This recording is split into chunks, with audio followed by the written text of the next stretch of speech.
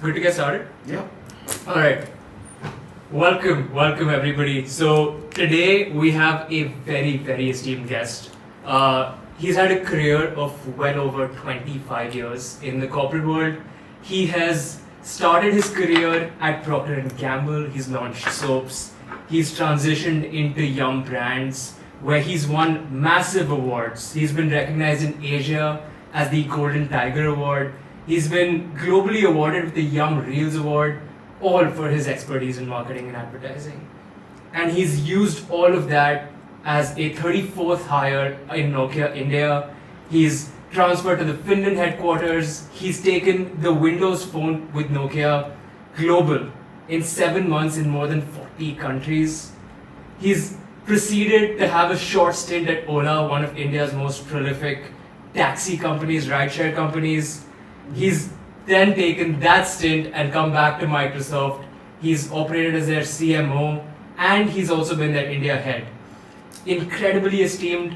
That's professional for him, and he's also a very doting dad of 2 lovely girls, and he's a massive dog lover, which we will get very deep into over the course of this podcast. Firstly, welcome to Raghuvesh Sarup. Thank you so much for taking the time and joining us today. We are honestly honored to be sitting across you and having these raw, authentic conversations. Thank you, Rishabh. Thank you. Yeah, and I think with that, just dive right in. Right, you've had such an incredibly prolific career. You started 25 years ago. Over the course of that career of yours, what did you feel like always separated you as an individual as you moved through those ranks and started recognizing that you were getting better and better at what you did and you were doing very good stuff in that process? What was that like for you? So I think firstly that's too nice a version of my life and what I've done. It's been far more real and far more humble than that in terms of any achievement or any accomplishment. But I think it started before I started my career. So I was the elder of 2 brothers, and in a very middle class home, and my dad was going to retire. I worked it out when I was in school that if I was a science student and I was very good at physics, was my love, and I gradually mastered chemistry, which I struggled with originally. And I always thought I'll go the IIT route like many of my peers. But then when I worked out the math in terms of years, and maybe this was my first mature moment as an adolescent, I realized that if I do a 3-year undergrad and a 2-year MBA back to back, I will get a job on the day my dad retires. And that was a sobering moment for me. One, I was the elder of 2 kids. 2, my dad was, like I said, he was a middle class government servant, very hardworking and very accomplished in his own way. But we had no savings, and he put all the remaining savings we had into buying a house later in life, which then escalated, and so we were like net zero by the time that I would start working. So the idea is not to support them. I think they would have been able to support themselves, and as it turned out later, my dad did get a job in the private sector, but I didn't know that then. But it was to get myself away from him having to pay for me or for my brother. So I wanted to be at least financially independent. So then I said I would, I'd rather go the BCom or the BA route rather than take an extra year to do engineering. And sometimes it's not even an extra year. Sometimes if you don't get a good enough rank in your JEE, in the IIT entrance, then you've got to repeat a year and maybe while it away in college, take the entrance again. So I said I don't have the luxury of 1 year, let alone 2. So let me get a good undergrad. So I had to focus on my 12th class grades, which luckily for me worked out because I didn't have another option.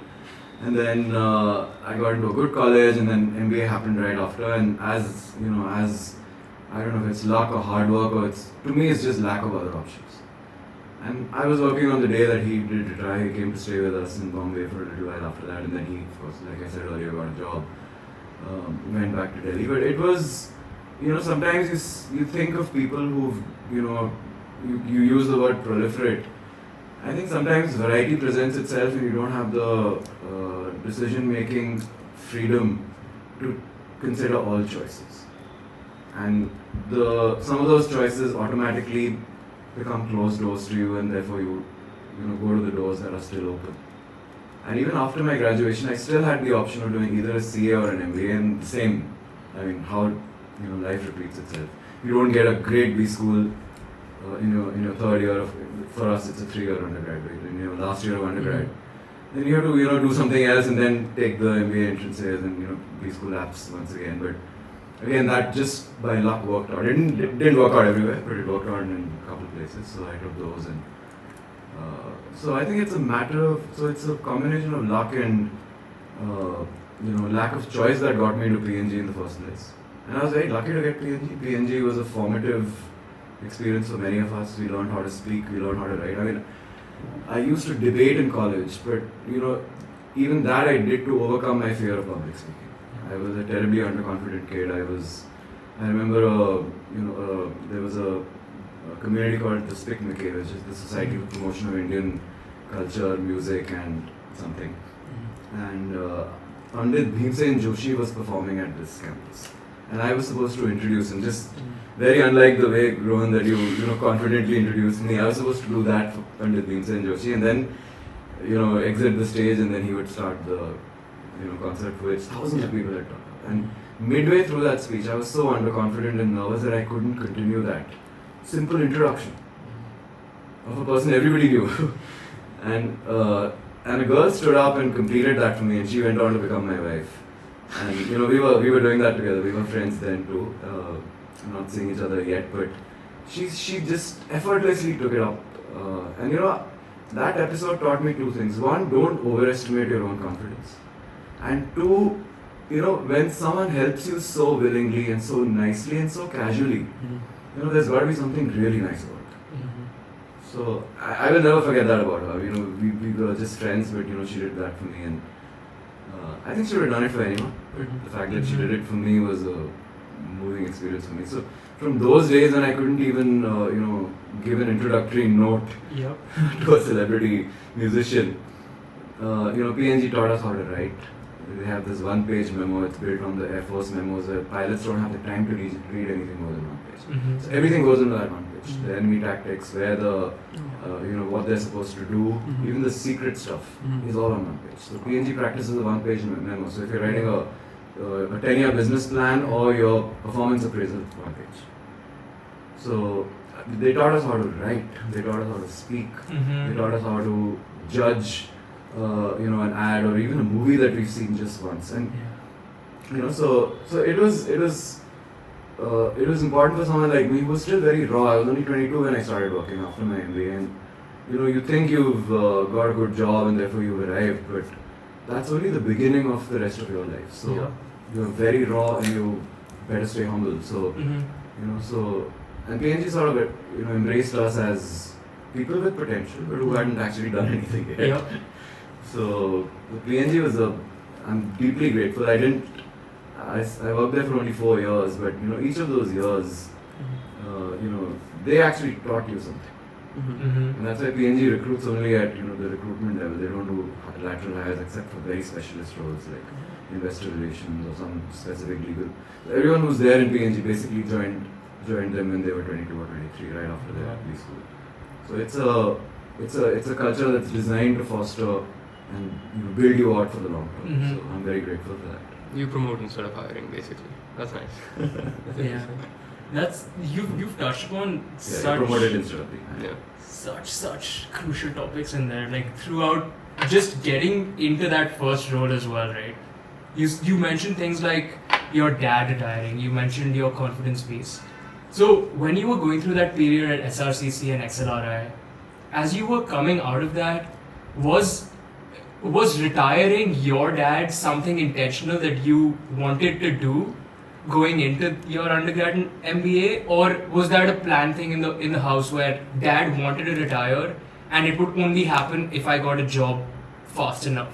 No, dad didn't want to retire. In fact, he retired at 58 because he had to. Okay. But then when he got a job at 59 or 60 again in the private sector, he worked till he was 78.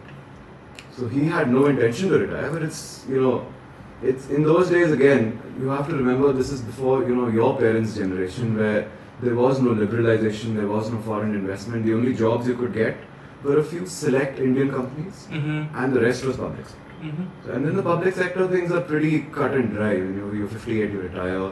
They don't hire you as a consultant or as a ex gratia chairman or whatever, unless you are doing something very specific like judicial duty. So it was more of a financial consideration for us than an emotional decision for him to retire. Mm-hmm. Not like it has been for me.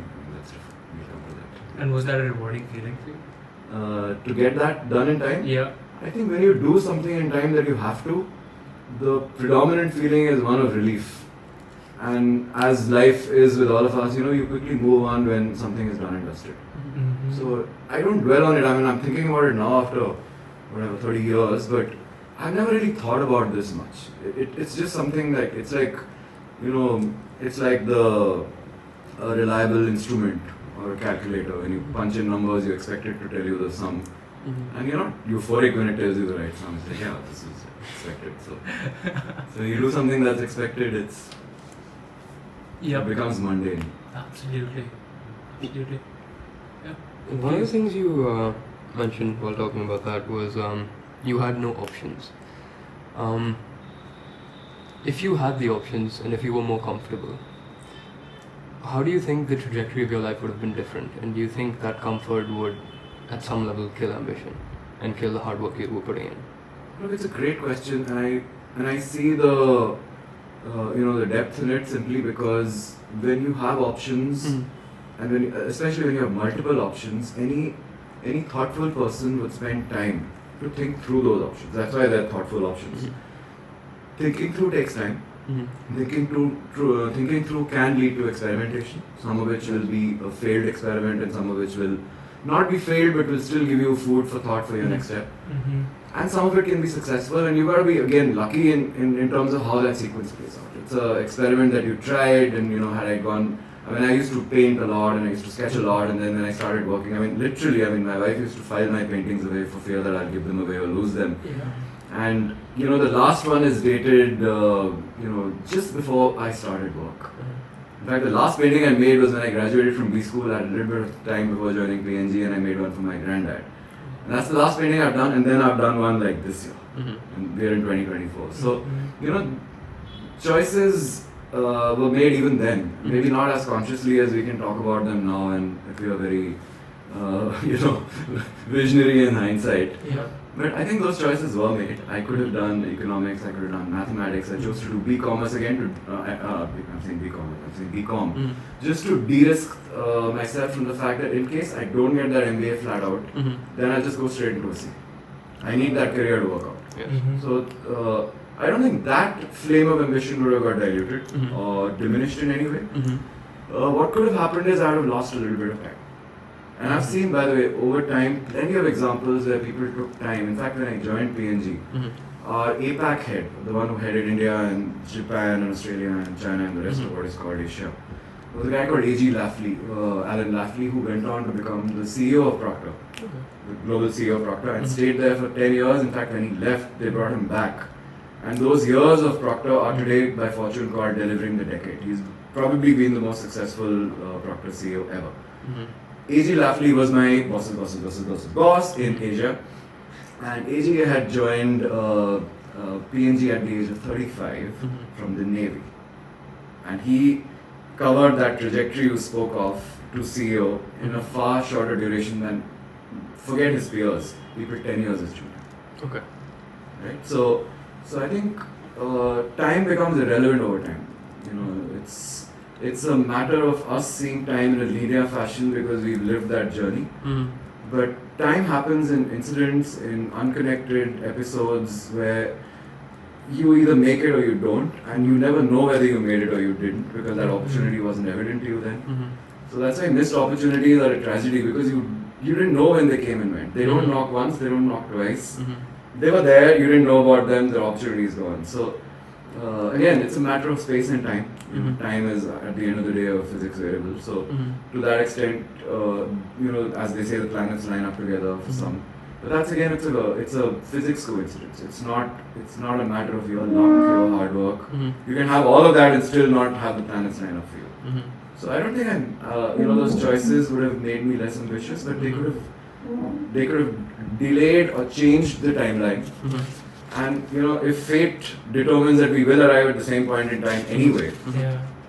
then I would have just taken a different route to come to this place. So, so I think time is both a matter of choice and some things that are out of your control. So.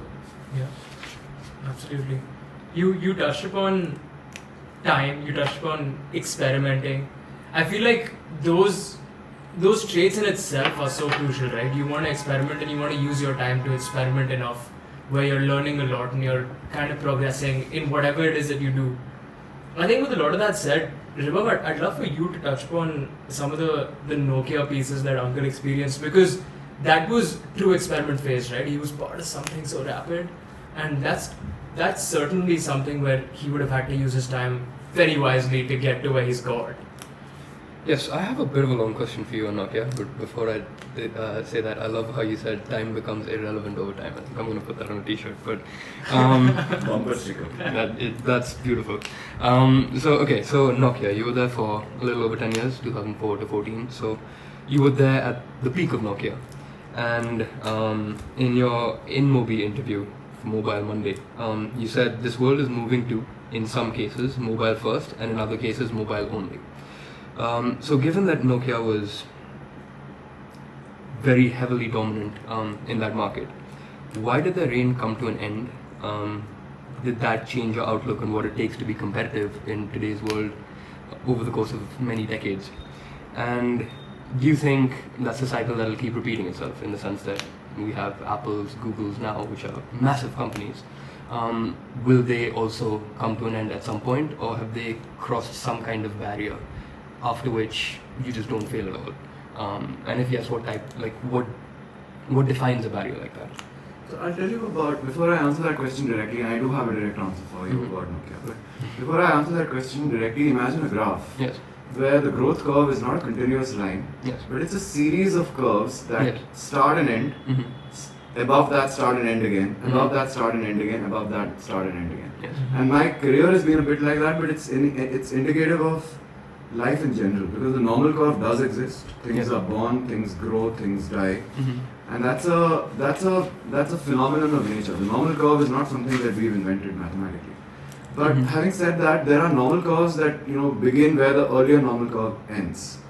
And if you look at my experience in consumer goods, followed by retail, followed by telecom, followed by software, now followed by people-driven business, there's no line that you can draw continuously across, if you even call it a growth curve, which I don't. I mean, that's just my life. But even if you do think of it as a curve, at least in terms of time, there's nothing continuous to it. And this is the theory of discontinuous learning or discontinuous growth. Growth is often not continuous. There are areas in life and there are domains in life where growth can be continuous. So if you work in the army, for example, your progression is linear. It is largely fair. It is most likely based out of your discipline, your strength, your ability to stay updated with military strategies and whatever they teach you in the army. And I'm assuming that I'm leaving out the politics and networking, but I'm in an academic sense. The army progression of life is very linear, which is why a lot of ex-servicemen find it so hard to adapt to the world outside, I believe, because that was such a beautifully documented and scripted world. That is, those are exceptions, Raghuv. Otherwise, life tends to be this discontinuous thing where you have to keep inventing yourself and reinventing yourself and reinventing yourself, and not cling to the selves of your, former past, because they're done, they're gone. I mean, what's happened. Yeah. So there is a theory for Nokia that explains why a pure hardware company failed to transition into a hardware and software company. And there is a school of thought that Nokia was, ill-suited in the global political scheme of what were emerging quickly as the big tech companies, either in hardware or software. And it was not part of that ecosystem, being an outlier in Europe, having had its reign of luck, and anyway being at the end of that, third or fourth normal curve of its own existence. But I think it's a combination of the two. One, there was a sense of having achieved a lot in Nokia. I mean, no company has ever got 40 or 50% global market share in mobile phones, ever. Not even, Apple may have a value share, but nobody has that value share. So they had that accomplishment, they had gone deep into China, deep into Japan, of course deep into India. and deep in the US, I mean, Americans still carry. A lot of Americans still carry an old Nokia phone in their SOS kit because when everything else fails, you pull out that phone, it'll still work. So so all over the world they had that achievement, and you do get a little bit, if not complacent, you do get a little bit accustomed to that size of achievement. But I think the hardware versus software battle is the real answer. The phone today, and Apple saw this coming and they designed the phone that way. It's just you can call it a carrier of apps. You can call it the mobile-only experience of the internet. You can call it the most cloud-connected device. Whichever way you look at it, if I look at it from Microsoft lens, it's a great cloud-connected device. I don't even look at the device. I mean, how fast is my data uploading and downloading, and can I configure my servers from here? You can do all that. So, the hardware became an instrument for software, and that does not diminish the hardware. It just puts everything in its place. And so, failing to do that was one downfall, and they had to either ally with Google at that stage or Microsoft. They chose Microsoft. Windows Phone was created. I had to launch it. And it was, I can tell you, even then, the questions we got from customers. I stood in an AT&T store in the meat district in New York, in the meat packing district. It was on the day after we announced the launch, so I just happened to be there for the next day's retail visit. I said, I want to be in the store when the first phone is sold. Yeah. The yellow Lumia. This guy buys it, and it so happens that I was in the store in the evening too. And he comes back and he throws the phone at the counter. It's the most humiliating experience of my life. Wow. And the storekeeper obviously asked, it was an AT&T store. The person in the counter asked him, what happened? And he said, it doesn't do Insta. What year was this? This is 2012 or 13. So early stages of Instagram. 2012, yeah. Early Instagram. Yeah, but iPhone did Insta, and this dude liked Insta, and it didn't have it. So, bang, Raghu, take it back. There went your growing into every market that you could have. Correct. That was brutal reality. Let's focus on the Middle East now. Let's change course immediately. You mentioned constantly reinventing yourself. When you reinvent yourself, how much of your previous self stays? What changes? And what really catalyzes you to reinvent yourself? Take the James Bond example. James Bond has apparently been reinvented 5 times. And it doesn't always have to do with the actor. It can happen during the tenure of a Roger Moore as well, which was probably one of the longest tenures. Or towards the end of Sean Connery's role. Now, a lot of people may or may not relate to Bond movies of the past, but you can relate to them in today's time. Yes. And that's because Bond as a concept has been reinvented. Yeah. Have they thrown the baby out with the bathwater? No. He's still a Secret Service agent. He's still got a license to kill. He is single. He is an orphan. All the grim and lighter sides of James Bond are unchanged. He does drink martinis. He does get attracted to the opposite sex and all of that. He does drive fast cars. But so they haven't changed the what. What they've changed is the how. From a Bond who was opening car doors for his women in the first movie, to the Casino Royale of today, where he tells his boss, well, the girl is dead. I've got to move on, without blinking a tear or looking remotely repentant. So now that's just an example. I mean, there are many other things he's done to reinvent himself. But he's been an incredibly sensitive actor in Skyfall and others. So it's not that it's emotion, but it's just the how, and that's relevant in today's time.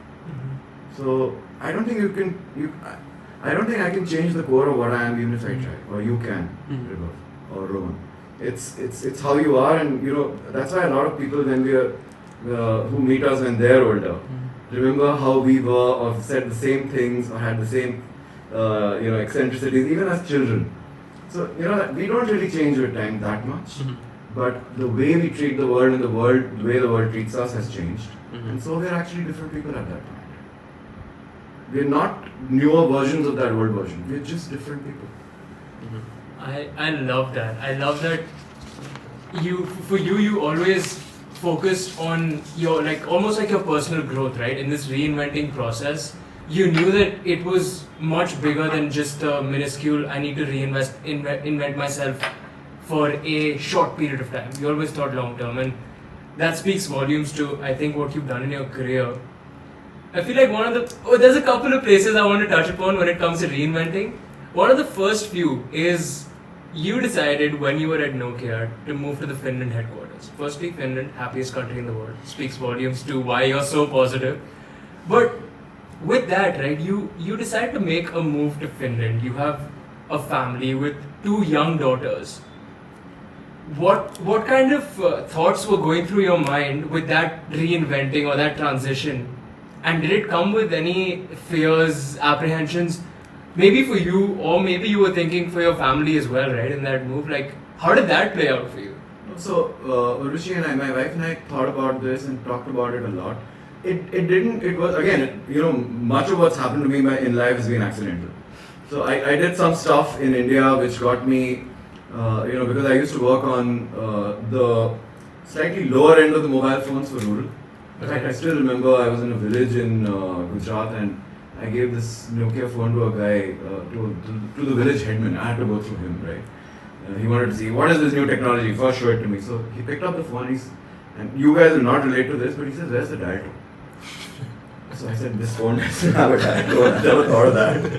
We just press this button and dial. And he started dialing. He pulled out a scrap of paper from his house. It took him half an hour to find it.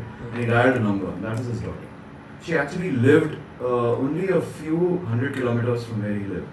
But in those days, there were no roads. And when there were roads, there were monsoons. So he hadn't met his daughter or spoken to her since the time she got married. And he made his call to her. And he started crying when he heard her voice. So, I've had these sort of very uber rural moments in Nokia, and times when you'll probably hear your phone buzz right now if it does ring. You will not hear it at the maximum volume traveling in a bus in Rajasthan, even if that phone has loudspeakers attached to it. So one of the things I campaigned with Nokia Finland for was to get louder decibel sounds, which they thought will make people go deaf. Because they never heard these requests, that to have lights flashing on the screen when the phone rings, or at least a torch flashing, the little things that I could think of. And many of those things did happen, but so I think I got noticed in Finland for being the noisy outlier, who's always asking for changed product specs because he thinks they are good for his market. So I think that was the only thing I did, and it wasn't intentional. It was to help people like that old man, use the phone every day in a seamless way. Maybe with a ringtone, dial tone as well. So that got me noticed, but it was unintentional. I think the other one was that they needed people in the global headquarters who had substantial hands-on experience and who could actually get things done. It sounds like a cliche, but a lot of people who only worked in the head office in a country which is not the largest market in the world tend to become a little away from the dirt and grime of the actual market and the actual consumer. So, like one thing we found out during I call it Lumia, the Windows phone, was that women were having more problems with the Lumia had the same kind of sensors that an iPhone has today. It was a very advanced product. But the phone screen was not always lighting up and on and off when a woman would take it away from her face compared to a man. Interesting. And again, I thought there was something to this. Yeah. This is not a coincidence. And we later found that it was makeup that was causing the problems. The kind of sensors we were using were not sensitive to makeup. Interesting. And men don't wear any, but women do, and the sensors malfunction with the. But we also love men who choose to wear makeup. That's absolutely fine. We support that. We do. Love We do.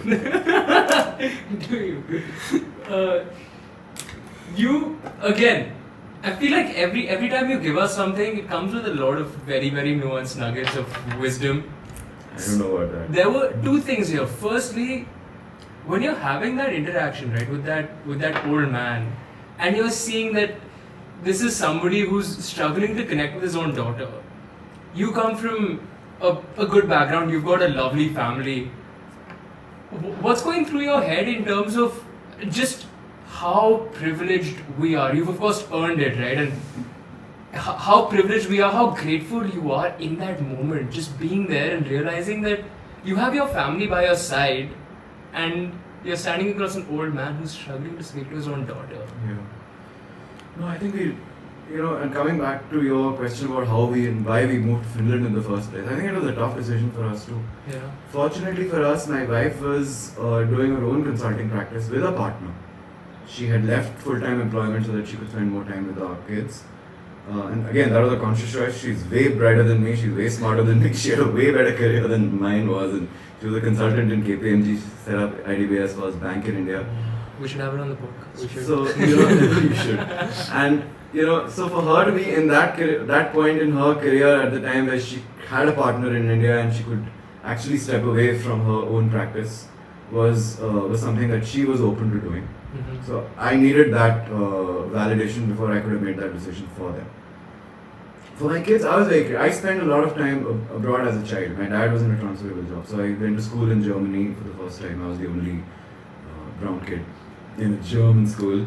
My teachers loved me and the kids were too small to notice. And then we went to France for 3 years where the teachers still loved me and my brother, but we got our butts kicked by almost every local kid who just found us odd. So I was too busy protecting my younger brother to feel the pain. But so I didn't want my kids. I knew the world has moved on. I wanted my kids to go abroad, experience a different. So they went from straight down school to the international school of Helsinki, and it worked out really well for them. Mm-hmm. So there were a lot of personal variables there. But coming back to your question, there are inadvertent consequences, unanticipated consequences of every conscious decision you make, no matter how consciously you make it, and no matter how well planned it seems at the time. So we weren't ready for quite such a lonely life in Finland. I mean, it's a quiet place. You can hear a tap open in a sink down the street. You can't even hear yourself speak in a crowded living room in Gurgaon. So it was very quiet. Friends were few and far in between. We had the urge to keep coming home, but then we wanted to also make the most of our new life. And eventually, again, we did settle a lot, but we were pretty clear that this is not going to be our home forever. Yeah. So it does come with its unanticipated consequences. Mm-hmm. You said you traveled a lot growing up since your dad's job was transferable. What's it like going to school in so many different places, being the only brown kid in Germany? Or in your schools, not in Germany.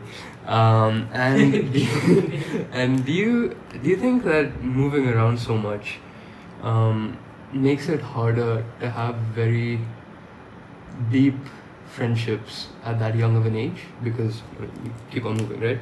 Or does that exposure to different cultures, different people, allow you to have deeper, more meaningful relationships with the people you know and understand them better? Okay, I love that question for the kind of insight you have.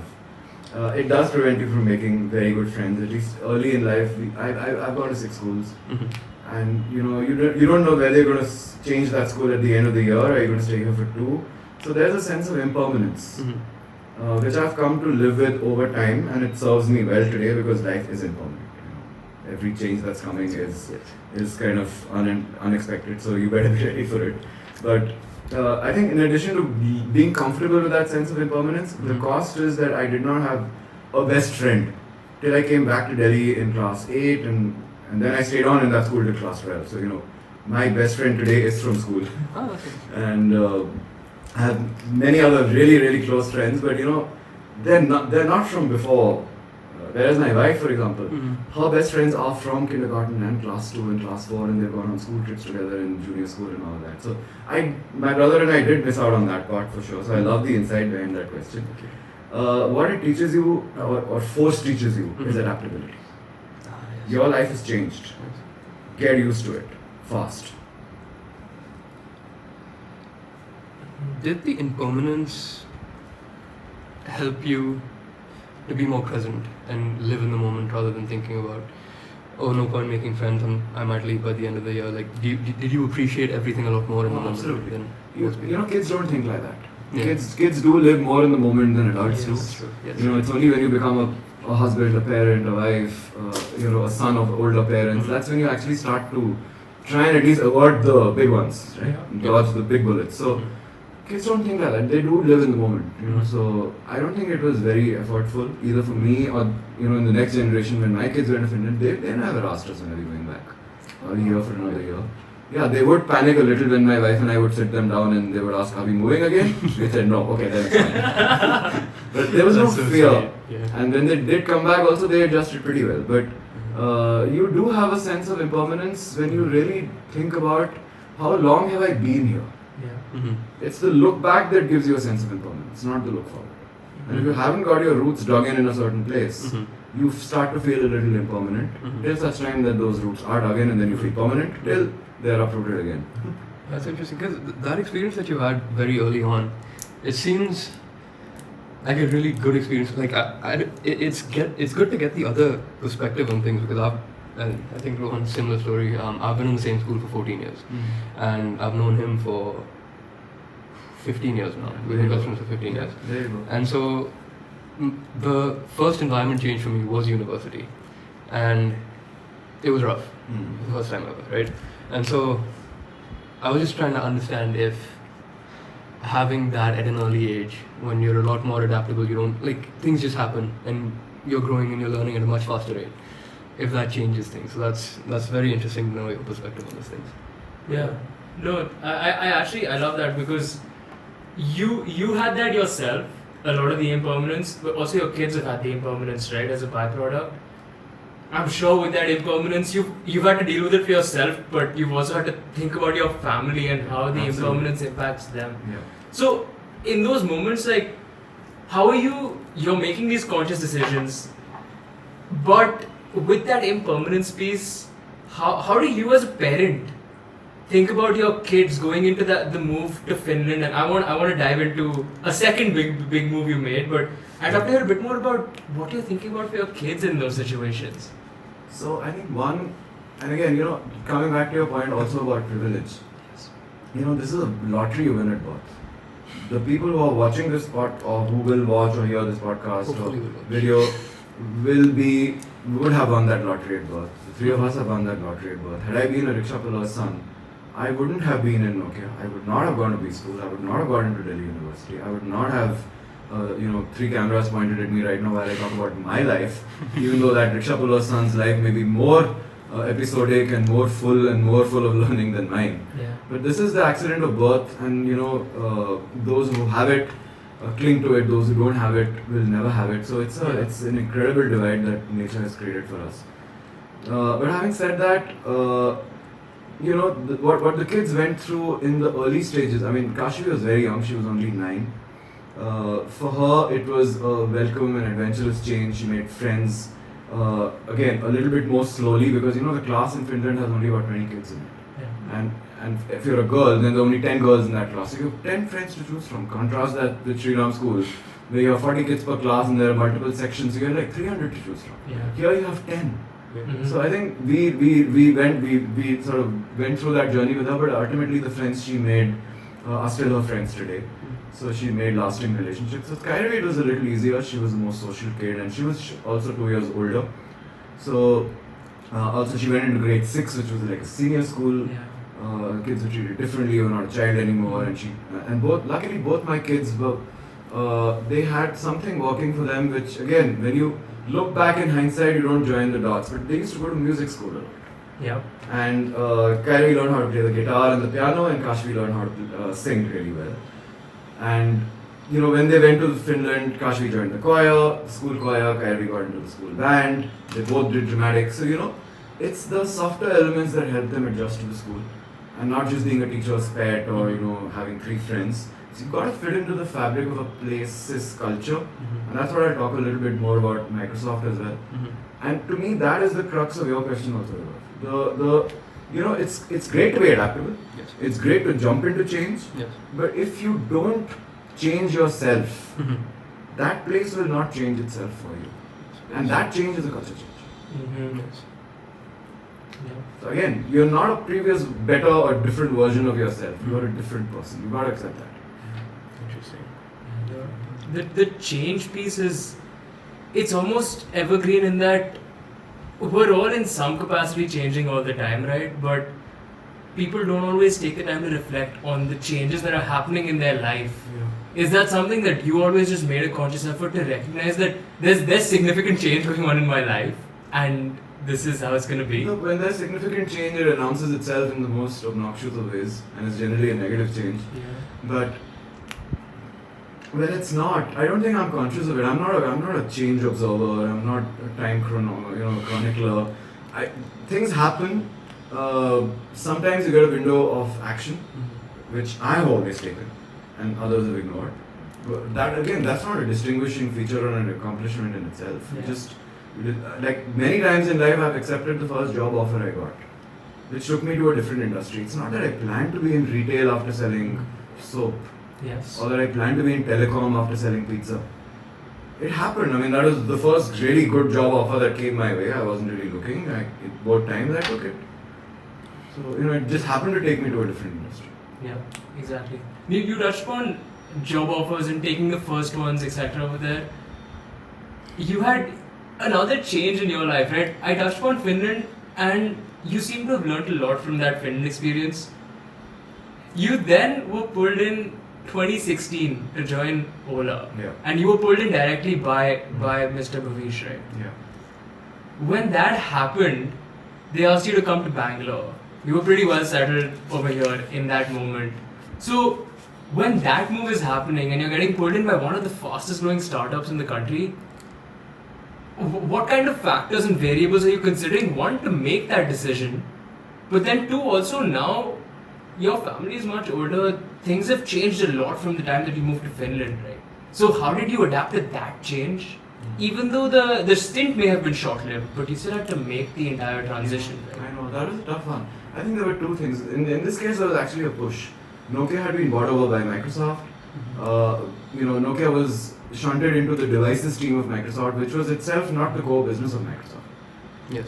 So we were a hardware company working for the hardware division of a software company. How does that feel? So and by then Nokia was spent force, so a lot of people were leaving anyway or had left. So Yeah. it was an inevitability that I will leave Nokia. So there was a push to it. The pull was that for the first time my picture came out in the Economic Times. There were like Times of India reporting that we reported this first. When does that happen to you? So there was the vanity metrics, which obviously appeal to any human being. But there were also cold-blooded metrics in terms of getting to know investors, getting to be part of an ecosystem called the startup ecosystem of India. It was a magic time, okay? And the look on people's faces, even as my mentors and advisors, all my ex-bosses, with the exception of two, who I will not name, all my 11 ex-bosses are my mentors in some shape or form, and I checked this with at least half of them, and the tone of voice, I didn't have to be face-to-face with them, told me that I should absolutely take this opportunity. So, so I went for it. And so that's the change, that's all me. Yes. But then Ola is bigger than me, and it was a company with 7,000 people. I had 700 in my team, and I was taking over a function which I'd never had a head, which was marketing.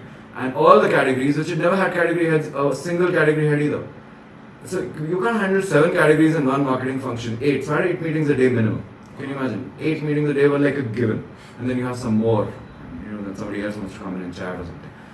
So it was a hard-working life, 14 hours a day, very little sleep, 2 Sundays off in a year and a half. But the pleasant aspect of it is that a company and an environment like that makes you check whether any knowledge you've ever acquired is worth anything at all. Yes. Wow. Okay. So you not only understand how to write an algorithm, you figure out which pencil to use and whether to write it on paper or whiteboard and which ink to use. All of which you take for granted in large companies. Yes. The tools are there at the back end, somebody else is doing them and you're briefing them. Here are the tools. But I have 700 people. Yeah, they're looking to you. Teach them. So, and this is not Bhavesh, this is me and my team. You have to question and get into your very basics. And that makes you feel both very, very inadequate. I've never felt more inadequate in my life or less knowledgeable. But then when you do it it's like doing something for the first time. It's like as a baby when you take your first steps, you're not aware, but in this case I was the baby that took the first professional steps in that organization. I said, shit, I don't know how to walk. I'm like, so cool. Yeah. So, that joy is also unparalleled. So you said you felt really inadequate in those situations and, learning a lot of things from scratch. Again, reinventing a lot of the things that you already knew and questioning whether you knew anything or not. So I want to touch on that a little bit, like the imposter syndrome, right? And that's a negative emotion. But it's not necessarily indicative of something that is negative. It doesn't necessarily mean that you're not good enough or you're not working hard enough. It can sometimes also mean that you're growing so quickly that you're interacting with more competent and more accomplished people at a faster rate, and that's a good thing.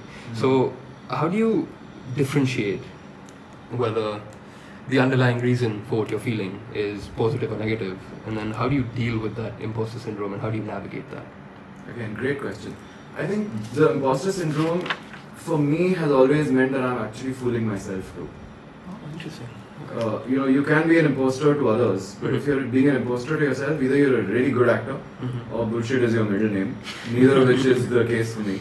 So, when you're fooling yourself over time, you become a little wary of your own self. You start behaving in ways that are alien to you yourself. You start liking and disliking things which are based on other people's opinions and not your own.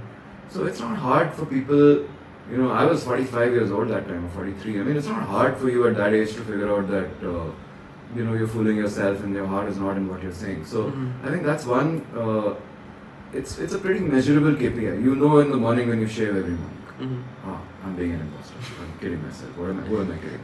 So you kind of see yourself eye to eye and the mirror image tells you you're faking it. That's one KPI. The other KPI is how you see the people who have been with you and your friends prior to that change. How are they behaving? And if their behavior has changed to you, or they feel your behavior has significantly changed to them, Yes. and they're no longer the friends or the allies or even the people you sparred with before this change happened, then there's something that has changed.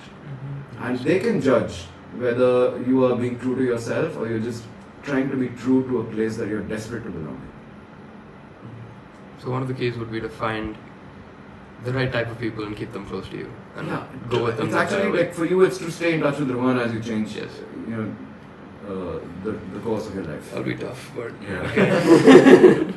That's already been a struggle, so I don't know where that's gonna go as we continue to adult.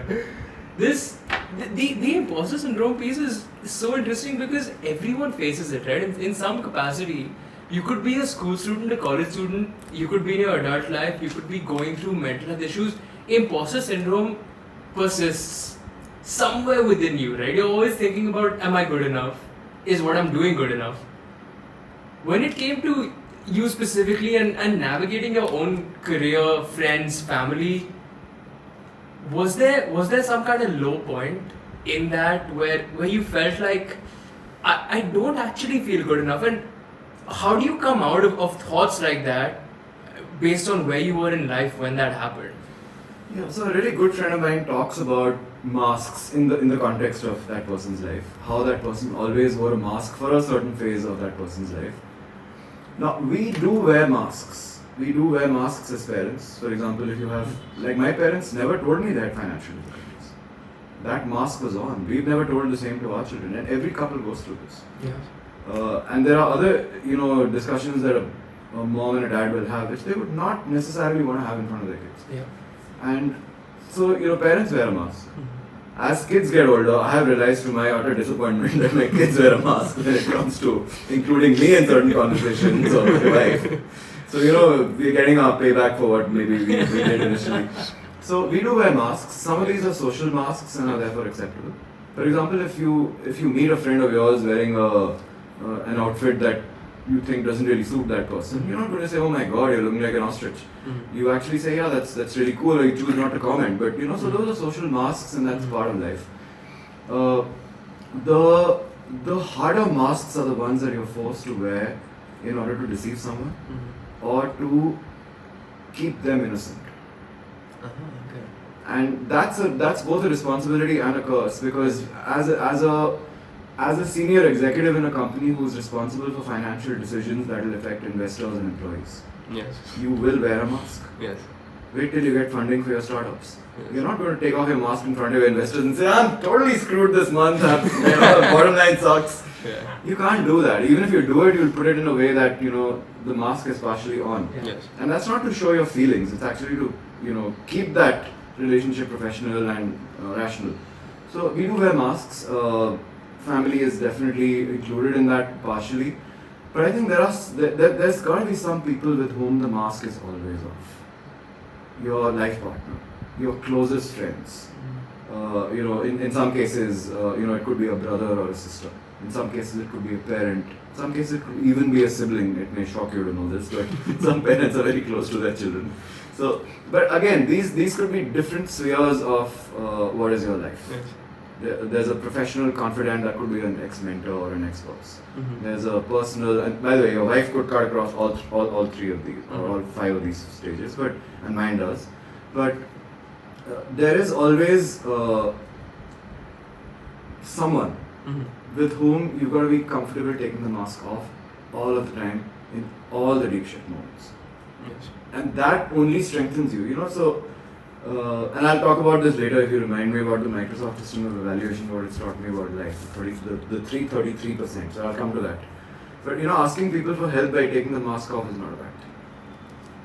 And keeping it on when you don't need that help is also not a bad thing, because at times, like I've been given feedback either by a peer or a boss, when I didn't ask for it, it was unwelcome. I was squirming, later I tried to make them squirm, but unsolicited advice is like that. Yeah. You just walk up to somebody and say, you're looking really shit in that dress. I think even if you wore nothing, it would be better. So, there is no point in being so honest. Yes. In a situation which doesn't demand it. Mm-hmm. And also, there is no point in being brutally dishonest in a situation which demands a reasonable level of transparency. Mm-hmm. Like with your investors or in a senior position with your team. Mm-hmm. Like I've lived through four rounds of layoffs in the global headquarters of Nokia, and it's not easy. This is not something anyone enjoys doing. This is not something anyone anticipates or wants to be part of on either sides of the table. And I have seen two kinds of reactions. I've seen people, one of my team members actually did Yahoo and got up and says, that thing I've always wanted to do. And I'm making it sound very cheesy, but it was actually like that. Mm-hmm. And he did it and he's very successful today. He was actually using software to detect ads on e-commerce portals and then compile the frequency with which people interacted with them. It was like AI stuff in those days. So he had that idea, he jumped out of office saying, yes, this is exactly the kick I was waiting for. Mm-hmm. And there are others who've been demolished, whose families are dependent on them. So... Interesting. So I like the honesty thing because sorry. Yeah. I see that going. Yeah, no, it's the thing that you spoke so much about is wearing a mask, and I'm sure you have to wear a professional mask, you have to wear a personal mask, you have to wear a mask with family. It spans across, right? Something that ties closely in tandem with wearing a mask is also ego, right? In large part, you've always been very candid, right? You have the wittiest one-liners. You also have the most incredible pieces of wisdom based on everything you've done. So when it comes to you specifically, how have you been able to keep your mask off in that capacity? Have you left ego off the table? Have you just kind of navigated over a period of time and learned situationally when and when not to? How have you dealt with wearing a mask? There are two aspects to an ego, and by the way, you're being way too complimentary, but there are two aspects to ego. There's one part which is the controlling part that keeps us from becoming animals. Okay? Either euphoric or depressed or over energetic or whatever. So that is the superego that keeps our animal instincts in check. If you look up your basic psychology, that's what superego. Mm-hmm. So there's that aspect of ego which is a safety net for us to stay normal and act normal. Otherwise, we'd be jumping around like monkeys. There is another aspect of ego which kind of feeds into the need for attention, the need to be called out, the need to be recognized, the need to be sat in someone's lap and have your head stroked out of sheer affection and partisanship, saying that, man, you are truly God's gift to mankind and you must have arrived in the UFO because you cannot be from this earth. So that part I don't have, and I've never had it. I've never seen it in the people who've influenced me or who have been influenced by, even if I didn't know them. Mm-hmm. So that lack of ego is important. And, you can argue that Mahatma Gandhi had none, but he still went on hunger strikes to attract attention to himself, but to his cause. Right? So you can still retain a part of that selflessness or lack of ego to make sure that you're treated with dignity and you're treated properly. So when I take up a new job, I do negotiate. I ask for more money, I ask for this, and I restructure the package if I can. And if I'm not happy, I don't take that job. And the same thing will happen to you multiple times. There'll be a lot of things you'll turn your thumbs down to. because they didn't meet your expectation, not because you had a big ego. So, there's that. So, I have that rational part of the ego, which lets me conform to societal norms. I don't have the pride part of the ego. But there is a sense of keeping your dignity even alive in a place which is chaotic. If you don't do that, you become part of the chaos, you're not actually solving for anything. Yeah. So when you work in a startup and everyone around you is, works to a different timeline or marches to a different beat, and you want them to march to something which is in between, your beat and the one that they do. You also got to come halfway, you got to pull them in halfway, but that's by doing. There's a rope theory in leadership. You can't push a rope and expect it to stay in a straight line. But you can pull it and it will stay in a straight line. So pulling and doing by example, leading by example is a more meaningful way of influencing others than by prescribing things to them. This is something I've learned late in life. I used to be a very prescriptive boss. Yeah. Very, I wouldn't say micromanager, but at times even micromanaging people, and especially the ones who were not great. And it doesn't work. It doesn't work for me, it didn't work for them, it doesn't work for the culture of the place. You've got to let people, be pulled by you. If they're not pulled, they're never going to be. Absolutely. The rope theory piece is so interesting, right? I mean, it's like things that we haven't really heard from anyone. Yeah. And I should start a clothing line with just these things on a yeah, we should start a t-shirt brand. So nice. Things that Raghuvesh Sarup says. We've already got at least 7 or 8 solid t-shirt ideas. You'll have to sell those t-shirts as, dishwashing cloths. As someone who sold soaps, I'm sure you have enough connections to help us there, right? We'll sell them along for those side-by-side demos.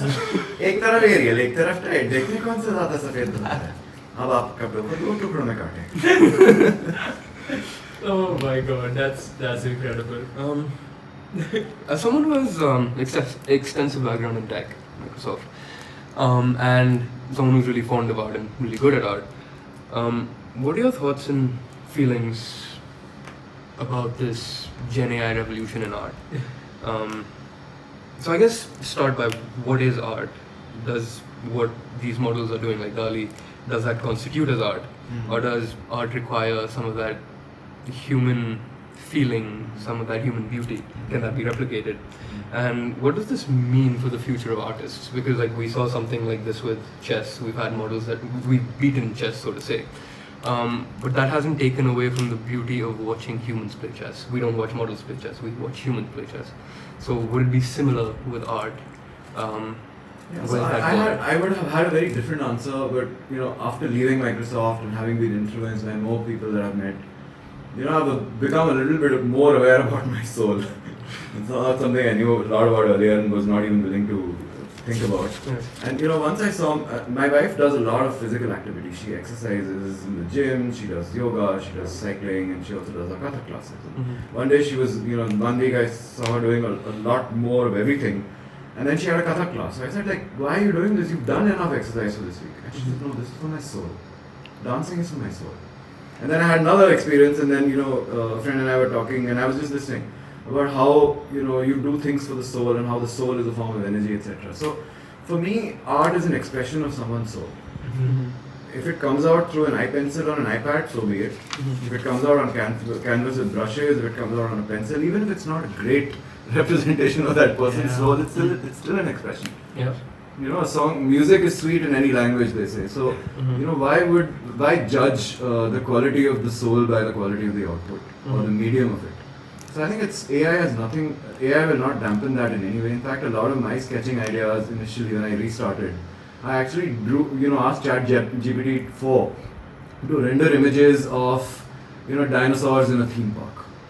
And I got an image which I wasn't happy with, but it brought to life something that was in my mind. And that told me actually what not to do, or in some cases how to paint part of that image in the park. So, so it gives you for example, Ganesha depicted as a form of energy. Yes. And I've never thought of that. It just sort of came about from a brainstorming session I had with myself, saying how do I do this? Because I want to use water, I want to use ink in this case. So art is an expression of the soul. There's a beautiful saying, I've forgotten the artist who said it. I was telling a friend of mine this recently. Art washes from the soul the dust of everyday life. That's another t-shirt? That's another bumper That's sticker. another t-shirt. Yeah, another bumper sticker. So, if it does that, then how does it matter what the medium is? Gen AI is, even to generate an image of a amusement park with dinosaurs running amok in it, Yes. the text that I wrote for ChatGPT-4 to render that image was like a program. So I programmed that image. I made it. Yes. And it so happens that I painted it later. But Yes. that itself is an act of creation. So Mhm. why begrudge AI for it? And the other one about AI is, and I always say this to people who don't understand AI, I said, do you understand the word always? They said yes. So do you understand the word improvement? They say yes. And to think of AI as something that's always improving you. Yes. Why are you seeing it as a competitor or as a rival? It's a tool in your hands. It's helping you get better. Embrace it. Yeah. Why do long division, when you can have a calculator in your right hand? So Yes. it's the same thing. People overestimate AI. Yes. I like that you brought those up because there are two things from that I thought of that I wanted to bring up with you anyway.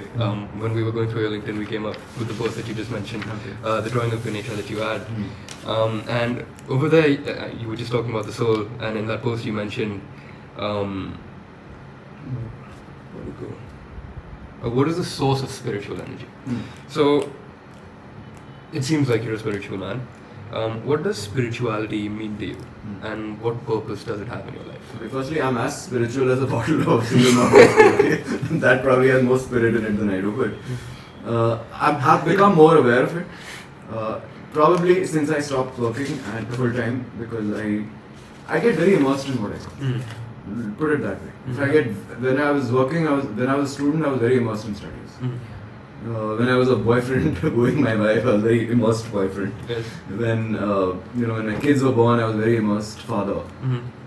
I've been a very immersed son at certain stages of my parents' life, and now I'm a very immersed artist. So I think each of those opens up a different world to you, and those doors open up. In this case, it's opened me to the doors of, I wouldn't call it spiritualism, but definitely at least my own soul. So that source of spiritual energy still puzzles me. There are a lot of things I don't understand about life, and the point I'm at today is that I'm comfortable with that. I don't understand. There was a phase when I would, first of all, I wouldn't think about it, but if I did, I would be uncomfortable with that. Yes. But now I'm comfortable knowing that I don't know. It's okay not to be okay, kind of thing. So that's where I am right now. I don't know how this will evolve and whether I'll become spiritual over time or not. But I still have a very action-centric view of this universe. I've always had a superhero that I've sort of looked up to since childhood. It's a dark superhero. It's Batman, who actually has no superpowers. Batman cannot fly. He cannot climb walls. He cannot lift blocks of granite and throw them at aliens. He's just a guy who uses technology. With $1 billion. With $1 billion worth of technology. Yeah, with $1 billion worth of technology to combat evil. In a deductive and rational way. He's actually a detective. And a very tragic background. Lost his parents around that. I know we're not talking about a real person, but that's how you are as a kid. You get influenced by persona that don't even exist. And a very dark, brooding personality besides. Right? Moody as shit and generally dark. So, and there is an original line from the Batman comics which was used, I think, in the first Batman movie, that was again reinvented recently, which is, it's not who I am inside, it's what I do that defines me. So I have a very action-oriented view of the universe. I may be a very spiritual person inside, but what are my actions that make me spiritual? Am I doing more for other people? Am I helping other people more? Am I doing more for charity? Even if I use that word, grandly like this, but it truly means something. What am I doing to show that I'm more spiritual inside? To me, that showing and that doing matters a lot more than what I am feeling inside. Because what you are feeling inside as you, Vibhav, only you know. Yes. Maybe you don't even know. Sometimes they say we don't know ourselves. Yes. So it's our actions that define us. So to me, it doesn't matter anymore. Maybe I wrote that post then, but I think the source of spiritual energy is important. But to me, it's more important. What's more important is what we do with that energy. I think with that energy thing, you said it's okay not to be okay, and it took you some learning as well to get to that stage of being okay, not being okay. How do you arrive to that? And I ask this question in vain that we all feel like we know too much, right? There's a very famous saying from a show called Ted Lasso. It's be curious, not judgmental. And curiosity kind of drives the world. But oftentimes when you feel like you know too much, curiosity is not a character trait. So for you, how are you navigating like continuing to stay curious and also realizing that it really is okay to be uncomfortable, to not know, to not be okay? See, in a way, my radical changes of industry throughout my career are conscious to that extent, because I could have grown to become a consumer goods expert. I could have still been in P&G after 30 years or 29 years, selling soap better than ever, making even better shampoo and detergent better than ever. And no disrespect to anyone who continues to do the same thing all their life, because they're building on their strengths in something that they know better. But by forcing myself, or by accepting that I'm forcing myself to reinvent or change to different industries, I went into retail. I had to learn everything about retail from scratch. So at least half that tenure I remained curious and foolish, right? And maybe then I was contributing. Then I moved to telecom. Again, everyone by then was an expert in telecom. There were people who'd been in Airtel and other companies for 10 years by the time I joined Nokia. Yes. They knew everything about telecom. They would look at me pityingly and saying, he's entered telecom now, or late bloomer. But then because of that I learned a lot, and I did everything at a more accelerated pace, even in terms of my own learning. And then again in tech. I knew nothing about software when I joined Microsoft. But today I know a little bit. And again, whatever I'm doing now on executive search, I didn't know so much about people and the way they think and the negotiation process and even the terms and conditions of an executive search business. So I think by forcing yourself to change, you also remain a little humble and foolish and curious, just because you're getting into different things in your life. Yeah. And that keeps you grounded. And that doesn't mean that someone who's been doing the same thing for the last 30 years is arrogant. Doctors, for example, constantly pushing themselves to do something different, learn something new. They're all getting into AI now. There's so much AI in healthcare. It's the most, to me, it's the most brilliant form of AI in terms of application, because the front camera of your phone can diagnose remotely based on your pupil dilation, your eyelid movement, whether you have temperature or not. It doesn't need a thermal detector. That alone can tell a remote doctor that you have fever. That can at some stage be calibrated to tell that doctor how much fever you have. It can tell you which part of your body is hurting. So there's just so much confluence of science and faith in the medical profession that any doctor who wants to continue to do the same thing that they did 30 years ago, one, they can't.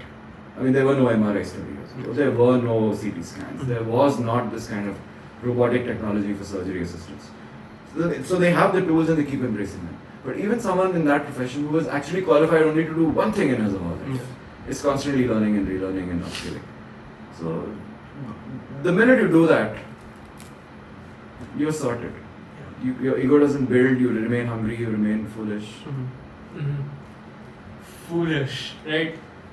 You spent a lot of your career at Microsoft, and you were at Nokia. You moved into Microsoft. You then left and came back to Microsoft. I want to know a couple things, right? When you leave a company of that scale and size, where you were operating as their chief marketing officer, and you leave and you come back to run India as a partner. When that transition's happening, how are you keeping ego on the side, and how are you staying curious after such a long career? Because you're working in a company of a scale that it's the biggest in the world, right? How are you leading those many people? How are you staying curious and also staying driven, right? So firstly, I think there were a lot more senior people than me in Microsoft in both my stints. Okay. And I didn't have that important a role. But in the collective scheme of things, a company like that is an establishment. It's less dependent on the quirks and eccentricities and even the brilliance of individual contributors or leaders than the collective intelligence and the collective collaboration of the entire company. So, and they are set up that way. P&G was like that. In a way, I've come back to P&G when I joined Microsoft. Very similar companies producing two different things. similar cultures, similar focus on compliance, transparency, trust, nurturing people, etc. Now, the Microsoft that I rejoined is very different. And the time that I was away at Ola, Microsoft also transformed itself. Satya had just become CEO when I left, and he was a well-established CEO when I rejoined. And he had, in that time, changed the culture of the company. And from Microsoft used to be product-driven company. So there were silos of product divisions in Microsoft which didn't necessarily talk to each other. So a Windows UI for Windows Phone is very different from the Xbox UI. Even though on the surface it looked the same, it functioned differently. That does not happen anymore. So, that's just one way of creating cultural consonance. You put everything horizontal, you break away those silos. We had 9 product units, now they became just 3 business groups. That too, with all the functions split horizontally across them. So, what he has done is absolutely, constructive and brilliant. But I think for me, it was a sense of initially being a little bit overwhelmed by Microsoft. There was just so much going on, but it's a very diverse company. It's 1/3 the size of Apple. It's half the size of Amazon. It's much smaller than Google, but its market cap is higher. So it's kind of difficult to accept that you're competing with players that are collectively 12 times your size, and you're still regarded as the top of the heap. And at that time when I was leaving Ola, a lot of people kidded me that, oh, so you're joining a market leader, a follower after all. You're joining a company with small market share. I said, what do you mean? He said, no, you worked in P&G, good market share. Pizza Hut was a market leader. Nokia was the market leader. Ola at that time was a market leader in cabs and probably still is. So, now you're joining Microsoft. It's a small player in cloud. AWS is ahead of you. So I joined with this chip on my shoulder, and the first thing I did was I created a campaign with Redmond which said that India's #1 cloud provider is Microsoft. Because then I tallied up all the data across Office and Azure and Dynamics and the other cloud offerings we had. We were actually more a cloud company with a greater market share than Amazon Web Services. Yes. And I ran that campaign. It was in the airports, it was in the papers, it was on websites, and our customers were also a little surprised to say, are you sure? I said, yes, I'm sure. And the company backed me, the legal department backed me. And they were kidding that now we can expect some lawsuits because you're. So I didn't want to be that old arrogant Microsoft face anymore, but I just wanted to set the facts out. So I think these companies, coming back to your question, they have systems in place that allow you to take certain punts like this, but they also keep you in check in the sense that nobody is bigger than the company. Yes. And for the brand, there's a lot more downside than upside caused by these individual spots of brilliance. Because, for example, had this campaign gone global, then people would have said, oh, this is the old Microsoft saying we are #1 again, and then somebody would say, aha, let's look at their market share in my country. I think it's time to split the company in two. So I'm just joking. None of this would happen and needs to happen, but you also don't want to draw attention to yourself for the wrong things. Size is not something you want to draw your attention to. And I'll tell you another thing about the tech business. This industry does not respect legacy. It respects innovation. That's how small companies like Google were born in 2000. That's how Microsoft was born in 1986. No one had heard of these companies before. You had not heard of Nvidia and OpenAI till the time that you heard about them. Yeah. This was not a Unilever also investing in the AI. Oh, ye hotel kiska hai? IT सीखा है. No surprise, But to see a hotel chain come up overnight called Sam's Brand, which you never heard of before, that's what tech is like. Yes. So these giants are actually built very rapidly. Yes. And that can happen only in tech because nobody respects legacy. They respect only innovation. So the next big thing in tech is something that hasn't happened yet.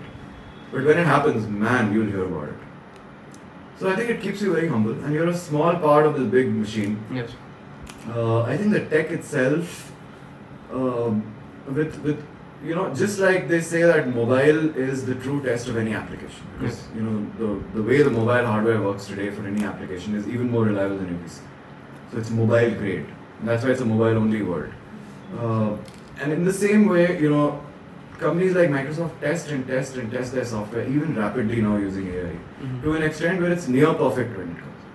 Yes. The bugs have been kinked, or they have the kinks have known corrections for them which will come in the next release or so on. And it's an iterative world. Technology is never built in a day. Yes. It's built layer on layer, upgrade by upgrade, and then 3 weeks later it is perfect.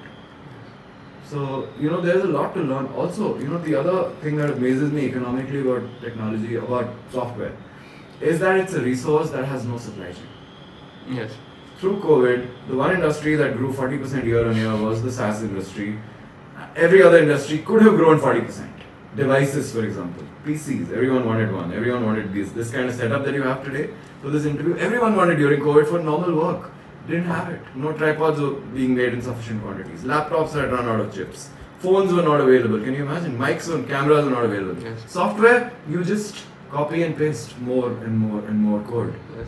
So it's a malleable resource. It has no finite supply limits to it. So, and these are things I'd never encountered even from a business perspective. Forget the tech part of it. Infinite supply. Wow. Can you imagine? What a business model. Now that's definitely something that, so I am a applied AI researcher, Yeah, a lot of there you software go. stuff. And that's actually one of the reasons I decided to get into it is because the scalability is immense and the impact you can have is In a very short unheard time. of in a very short time. And you also know Which is the impact you interesting, yes. haven't had. Yes. In a very short time. Yes. So one of the things you said that the company becomes bigger than any individual. When we look at companies coming up like OpenAI, they have some very powerful models, and then we have all of those AI safety concerns. Does it bother you that companies can become bigger than individuals? And let's say tomorrow, I would like to believe that Sam Altman's a good guy and he has the best of humanity on his mind. And tomorrow, if he wants to shut ChatGPT down because there's a safety issue and something needs to be done, he probably can't do it. Or someone needs to shut Google down, they can't do it because the company is bigger than everyone. How do you think that's going to play in with the whole AI safety thing? Does that scare you? No, so firstly, I'll correct one thing. There's a slight misinterpretation on your part when you said company and individual and what I said when I meant company and employee. Okay. Okay? The company is never bigger than an individual. Than an individual member of society, than an individual person, than an individual human being, no company is ever bigger than that. Okay. But when I say the company is the sum of its employees and greater than an individual employee's brilliance, Yes. those are two separate things. So let's separate those Okay. out. Now, and by the way, it doesn't mean that the employee in that company is also very subservient and just Of a course, yes. microcosm of the whole, etc. Yes. We're built on the efforts of individual people. But having said that, society at large or individually is always more important than a company's interests, which are largely profit Yes. oriented or market share oriented or some KPI oriented. Yes. So there is no entity on earth that is bigger than that, and Yes. will never be. Yes. And there are plenty of measures within both regulatory frameworks that are being built or have been proposed by the European Commission today for AI, Yes. and which are themselves being built by these companies themselves for the sake of their own survival, if nothing else. That's true. Nobody That's wants to be told by what to do by a company what they have to do in their individual lives. That doesn't happen. So, and it will not happen. The society is configured like that. And I don't think these companies can anyway do it. There's nothing that OpenAI as a large language model can tell you what to do, that Phi as a small language model will make you do. I mean, these are tools available to you. You pick which one you want to use for what. Quality control, batch processing, inventory control, optimization of this, optimization of that. So these are just tools, they're programs. So I don't think even if they do converse with you, at best they'll be companions. The future of AI, the humanistic vision of AI in my mind is that of a very intelligent, empathetic companion. Yes. Who is programmed also to prevent you from doing bad things or wrongful things. That's the most evolved that AI can get. Even if it thinks of its own, on its own, Yes. it's at best a companion to you because you will always tell it what to do. It's like those 3 laws of robotics. Yes. The third law is that the robot can never harm a human being that created it. So, but responsible AI is something that I've believed in a lot. I've tried to do some. We were involved in a project, me along with many others, in a project called AI for Good. And again, you'll find a lot more applications of this in healthcare and education than we've seen before, and maybe relatively fewer in banking and manufacturing. Which they're early adopters because they're already hogging it all up. Yes. How much can they evolve that? They will just continue to automate and process. And I'm trying to sell a car. I've been chatting to chatbots for the last 2 days. That's the limit of my experience with AI. And they're not very smart chatbots also. So. And they forget me every time I log in again. So not even a companion yet. Not empathetic at all. Not empathetic at all. It's a learning that needs to happen. But what are the downsides? I mean, there's so much hype. Fake news. What is the downside of fake news? That people will go and invoke riots or start a war. It's not that fake also. Yeah. it always gets found out because the alacrity and the speed with which fake news is getting exposed today through AI is also very fast. Yeah.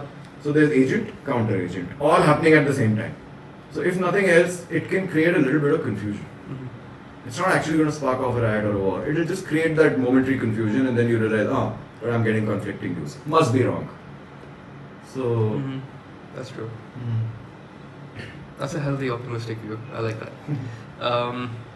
Also, lingering a little longer on the Microsoft topic, you said to remind you of the Microsoft system of evaluation and what that taught you about life, and the 333% rule.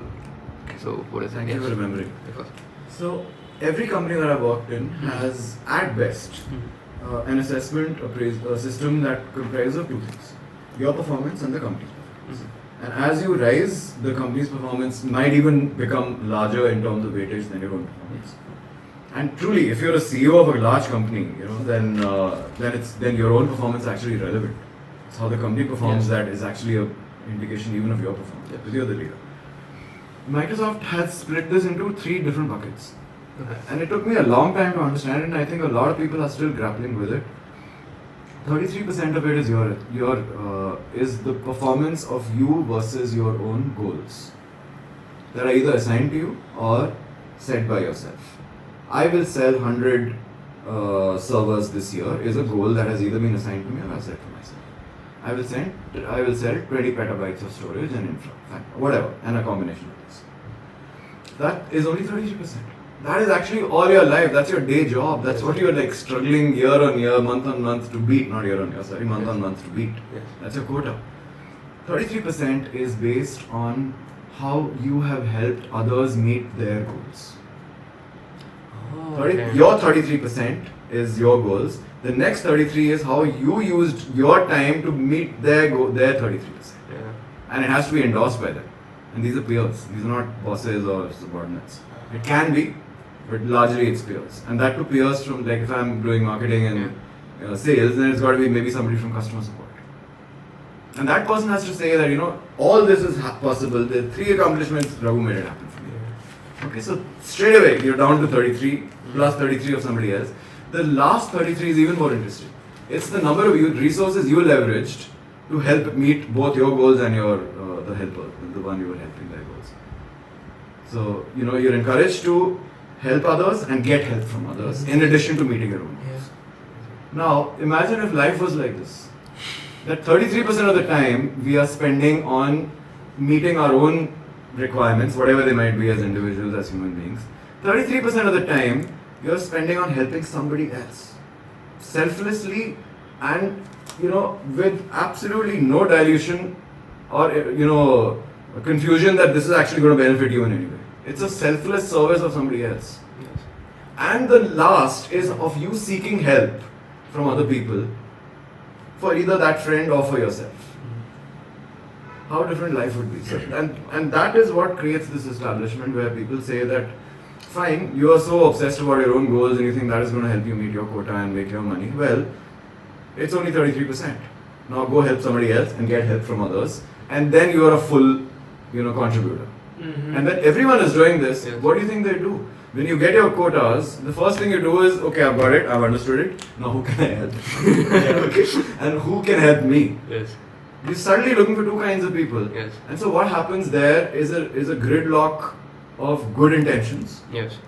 Sometimes a little bit of interference, sometimes a little bit of duplication, but a gridlock of good intentions, of which your own interests are just a very small part. People genuinely coming to you to help you. I was like, I don't need your help. I've done this before. No, we'll help you. Make me a part of this thing. Like, what is going on, man? There's one watering hole and everybody wants to drink from my bowl. And suddenly you realize that, hey man, I've got to go drink from other people's watering bowls too. So it creates a culture of being helped and helping others and helping yourself, which is pretty unique and which keeps the company's people both aware of other people's priorities and actively engaged in them. Does something like that though come with almost like an undertone of toxicity in a sense in the professional workplace, right? Because there's always going to be some people who just haven't learned how to ask for help. So you as a leader of so many people over No, here. that's the job of the manager. So see, the other thing I learned in Microsoft is the difference between a coach and a mentor. You know, a mentor. I actually spent much of my professional life thinking that it's more or less the same thing. Yes. When I could have given you a textbook answer, but I always went through my life expecting that a mentor and a coach is more or less the same thing. Yep. Can be used interchangeably. Yes. They're two totally different things. A mentor is someone you listen to and learn from their experiences. A coach is someone who trains you and has no influence on how you actually, convert that coaching into action. So Sachin Tendulkar has a coach who doesn't play cricket. His job is to teach Sachin to hit that peripheral shot, Yes. which he can only see from the corner of his eye, which because he's such a good coach, he's been able to teach his coachee to do. Yes. A mentor could be a Gavaskar who says, Pakistan is a very tough team this year. You know what happened when Imran was the captain? This happened, that happened, so I tried this tactic. Both are valuable. Yes. One teaches you history. Mhm. The other teaches you how to do something yourself in every situation. So I'd rather be a coach than a mentor. To me, mentoring is easy because all you've got to do is talk about your life and what you did. Beta. A coach is different. Coach will tell you you're holding the racket wrong. And the sporting analogies only go so far, but it's helpful in explaining the role of a coach because a coach is such a well understood concept in the sporting world. In the managerial world, people are super confused about coaches. So when you ask a good coach, like if I'm your coach and you ask me, so what should I do now? I say, dude, I'm not your mentor. Figure it out. I'll tell you how to hold the pen. Or you can do a role play with me and maybe you can learn something from me, but that's again a very rare. You have to do the fighting. That's so fascinating because like we both of us have grown up playing sport primarily and we've learned from coaches, right? You had put a post a while back and you said something to the effect of mentoring's true essence, not just sharing knowledge or gyan, but passing on the deepest learnings. And we found this together yesterday and we sat and reflected on it for a few minutes. We were curious to ask you about this and thank you for bringing it up yourself. When it comes to that coaching and mentoring piece, right? What is something that you have taken away from your own career in those two realms that you would impart on us that are in our 20s or maybe even people that are just generally young adults still kind of finding themselves? What would you say as a coach? So again, and I what was would you say as a coached on mentor? this. I was coached on this, so this is not my original reflection, but there's something called the advice monster. The advice monster lives within all of us. It feeds on our ego. It makes us want to help others. Yeah. But effectively, all you're doing is talking about yourself and telling war stories about your own experiences. Mhm. Yes. It rarely helps anybody else. So if you can control the advice monster, you're actually helping other people do two things. One, sparing them from the agony, which they will realize later, of having heard all about your life, which was very valuable to you in your situation. It's probably not so valuable or relevant to them in their situation. Yes. Two, it keeps that the only way you learn something truly is when it happens to you and when you find your way out of it. I can teach you how to hold your arms while you do diving off a 40-foot springboard. I can't actually do it with you. Okay? So I can teach you the technique. Ultimately, the first time you slice through that water at 90 degrees with the hands in the right position, you will know that you did it right. And that gives you the confidence and that sort of teaches you. And there's another definition I heard about practice versus perfect. An amateur practices till he or she gets it right. A professional practices till he or she does not get it wrong. Just look at the difference in time and effort alone between these two stages. So when we used to present, for example, when I was younger, I would like, okay, I've got it, fine, I'll bring it. That's not the point. Winging it is not why you're there. You're there to kill it. And to kill it, you've got to not ever not be able to wing it. Which means you prepare and prepare and prepare and prepare and prepare. So that's the difference between an amateur and a professional. it's not just getting it right, Mhm. but not getting it wrong. Yes. And that's what I find, again, the advice monster can just confuse that situation completely because all you're doing is telling people don't get it wrong, don't get it wrong, don't get it wrong. I've got it right, I don't need you anymore. People don't have the time, people don't have that level of commitment for everything they do Mhm. to be able to listen to your advice monster saying, aur karo, aur karo, aur karo. Okay, I've done it, so if you can curb your advice monster, I think you also retain a lot of friendships because you don't give people, fundas. Yes. And you don't preach about what I have done. I'm so cool. So it also keeps your ego in check. Like that advice monster is relevant for you Yeah. only, and that too for your earlier, self, not even your earlier version of yourself. Because I told you that doesn't exist. So forget it, kill it, delete that memory. Was there something that you dove into without knowing anything about it recently? Yeah, like recently, I don't know. Or whenever? Like a lot of my knowledge in retail is no longer relevant today because it's an omni-channel world. Yeah. In fact, I would say all of it is not relevant today. I don't even want to know what I did in Pizza Hut anymore. For home delivery, for example, because that was pre-Zomato and Uber Eats. The world has changed. Yeah. So I don't profess to give anyone any gyan on retail because I'm not relevant in today's retail world. It will be the same for software maybe 5 years out. Mm-hmm. So based on your experience, would you say that all of the knowledge, like there's a lot to be said about experience, but it's less about the actual knowledge that you gather and more about how that knowledge makes you interpret information and learn at a more adaptable, faster I'll rate tell you throughout something life? which will surprise you and also maybe disappoint you a little bit. Uh-huh. But I've realized it now at my ripe Yes. young age that pretty much all the knowledge you've gathered over time Yes. has become packets of that knowledge have become steadily irrelevant Yes. as time has progressed. Yes. Pretty much. So therefore, what I'm trying to say, the trend line points to all of it becoming redundant at a certain stage. Yes. So if I don't learn something new, Yes. and that's the part about reinvention that you helped me answer with this question. And Yes. that's why you need to reinvent yourself. To Yes. stay relevant for yourself, not for other people. Yes. Because you're no longer relevant and you've got to accept it. Yeah. Like your school going experience in whatever it was, 2000, early 2000s, Yeah. is not relevant for the kids who are going to school today in a hybrid world, in a hybrid learning environment. Yes. There's no point. Don't ever go to a convocation and tell them how your school life was. They'll listen and clap, Yeah. but they're not really learning anything. That's You're true. teaching them nothing. Yes. And when AI is truly, embedded in education and they have personal tutors, customized for each child's needs, can you Yes. imagine how good that is? Yes. When that happens, they will not even relate to mass learning anymore or group learning anymore. So all of this, you have to accept to yourself very humbly, Mhm. is not only dated but irrelevant. Done, delete. Yes. And that's only when you delete something do you learn something. Mhm. Your brain can only take so much. Yeah. So delete, add. New person. Mhm. Just keep control Z on life. Keep Yeah. controls in your life. Alt shift delete. What do you call it now on Apple? Command Z. Yeah. Come on, Z. I'm using a Windows right now, so I'm on control Good Z. for you.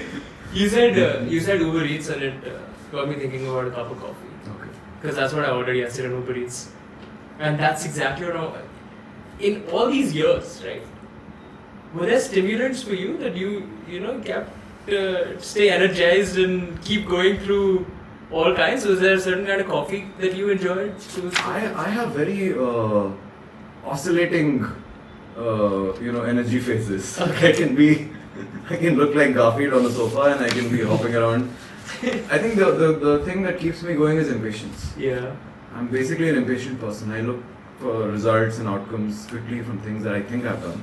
Mm-hmm. So I think that impatience gives me energy and that keeps me going. Otherwise, I don't think it's caffeine or tobacco or alcohol that helps, or Red Bull. I'm not a Red Bull person. Mm-hmm. I have to ask. Your impatience, I'm sure, has also played a part in you wanting to learn a lot of things, right, throughout life. You cycle now, of course, but one thing we noticed was you were part of the JIT choir when you were at XLRI. Was I? And I just want to know, are you secretly a singer? I want to be, but if I was, I must have been very drunk because I don't remember this at all. It's on your LinkedIn. Is it? So you must have created your LinkedIn when you were really JIT drunk. choir? Oh my, no, it can't be. It must be a typo. Well, you were also a choreographer at SRCC. Oh yes, I was. What were you choreographing? That's because Urushi was dancing, and she needed recruits to complete a certain formation. So she pulled me in. Yeah. She was seriously a good dancer. I was the one who was, doing like Frankenstein moves in the background. Was this after your introduction of esteemed guest, where she got up and Oh helped? yeah, this is much later. Lovely. This was a sympathetic wife. That is so funny. We saw this and we were so curious. No, I'm more of a comic. I mean, there's one thing that people have said about me in all the phases of my Yeah. careers, and these are very different industries, so they're not typically people who. P&G people don't interact with a lot of people from Microsoft unless they're in IT. And almost none of these two groups interacts with anyone from Yum and Pizza Hut. So, Yeah. what everyone has told me all my life is that you are able to diffuse a lot of things with humor. Mm. And we love your one-liners because they make us laugh, and they also lighten the moment. Yes. They also prevent me from taking myself seriously. Yeah. Because when someone is making a joke, he or she is part of it. Mm-hmm. The most serious and egoistic person in the room never jokes.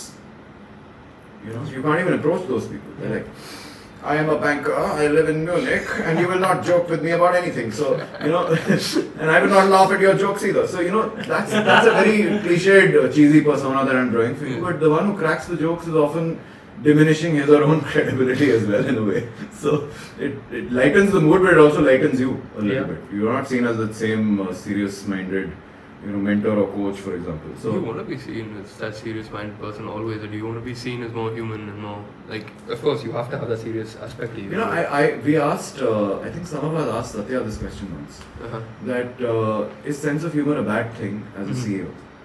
And he said that it's not a bad thing, but you never know who you are offending with that humor. Oh, So don't do it unless you're absolutely sure it's offensive to no one. Right. okay. Okay, so we're talking about a strictly professional setting right now. I'm not Not saying that. generally. In his case, yes, but I'm Yes. saying even when we are with your closest friends, Yes. it happened to me a lot.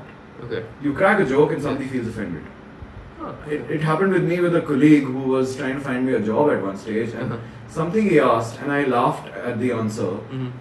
But I was just like, I wasn't really laughing at his. I Yes. was laughing at him. He told me 2 years later that I felt so hurt that you mocked me that day. And I said, couldn't you have just told me? And but that's what happens when people you love hurt you. You just clam up at times. You don't always tell them, hey, you did that day. Yeah. It's like that unsolicited feedback we spoke about earlier. You don't want to hear it, so I won't tell you. You can offend people with humor. Mhm. My brand of humor was a lot sharper and sarcastic and darker when I was younger. Yes. And people didn't always find it either funny or a welcome break from anything else. In fact, it darkened the mood further. So I've learned over time to control that. In fact, one of my bosses used to tell me this thing. In one appraisal, he randomly, okay, this went well and this didn't go well, and he just control your sarcasm. And I'm like, hello? And Yeah. he says, he says it sometimes takes people by surprise, Mm-hmm. and it's not a nice surprise. Yeah. So, cut it out. Yeah. Did you ever consider being a stand-up comic? I think I wouldn't get past the first 2 minutes. I'll be bruised with the shoes and the red with the tomatoes thrown at me. But I've done a little bit of stand-up comedy. I mean, I've done stuff at World Spa during Diwali and things Mhm. like that. It's rehearsed, so it's not exactly stand-up.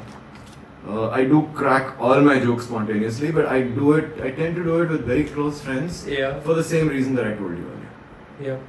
Bystanders, people who don't know you well enough, people who don't trust you, carry away impressions which are not wholly positive. Mhm. Or else they say, who wants to be with a smartass? Yeah. Exactly. Spot on. Is there a dad joke that you have, or a very very solid joke that you keep in mind always? Yeah, there's one. I mean, so this woman is telling this guy that you cannot eat meat. So the guy says, well, it's plant based. So she says, which plant? He says, the meat packing plant. So, these kind of jokes that I'm not sure you want to hear or will find funny. I hope nobody gets offended by that. It's just a joke. It's just. I think you had a I love vegetarians. My wife is a vegetarian, so. That joke's not gonna sit well. It's something- Just let us know if you want to cut that out. We'll be happy. You can decide how to pack it.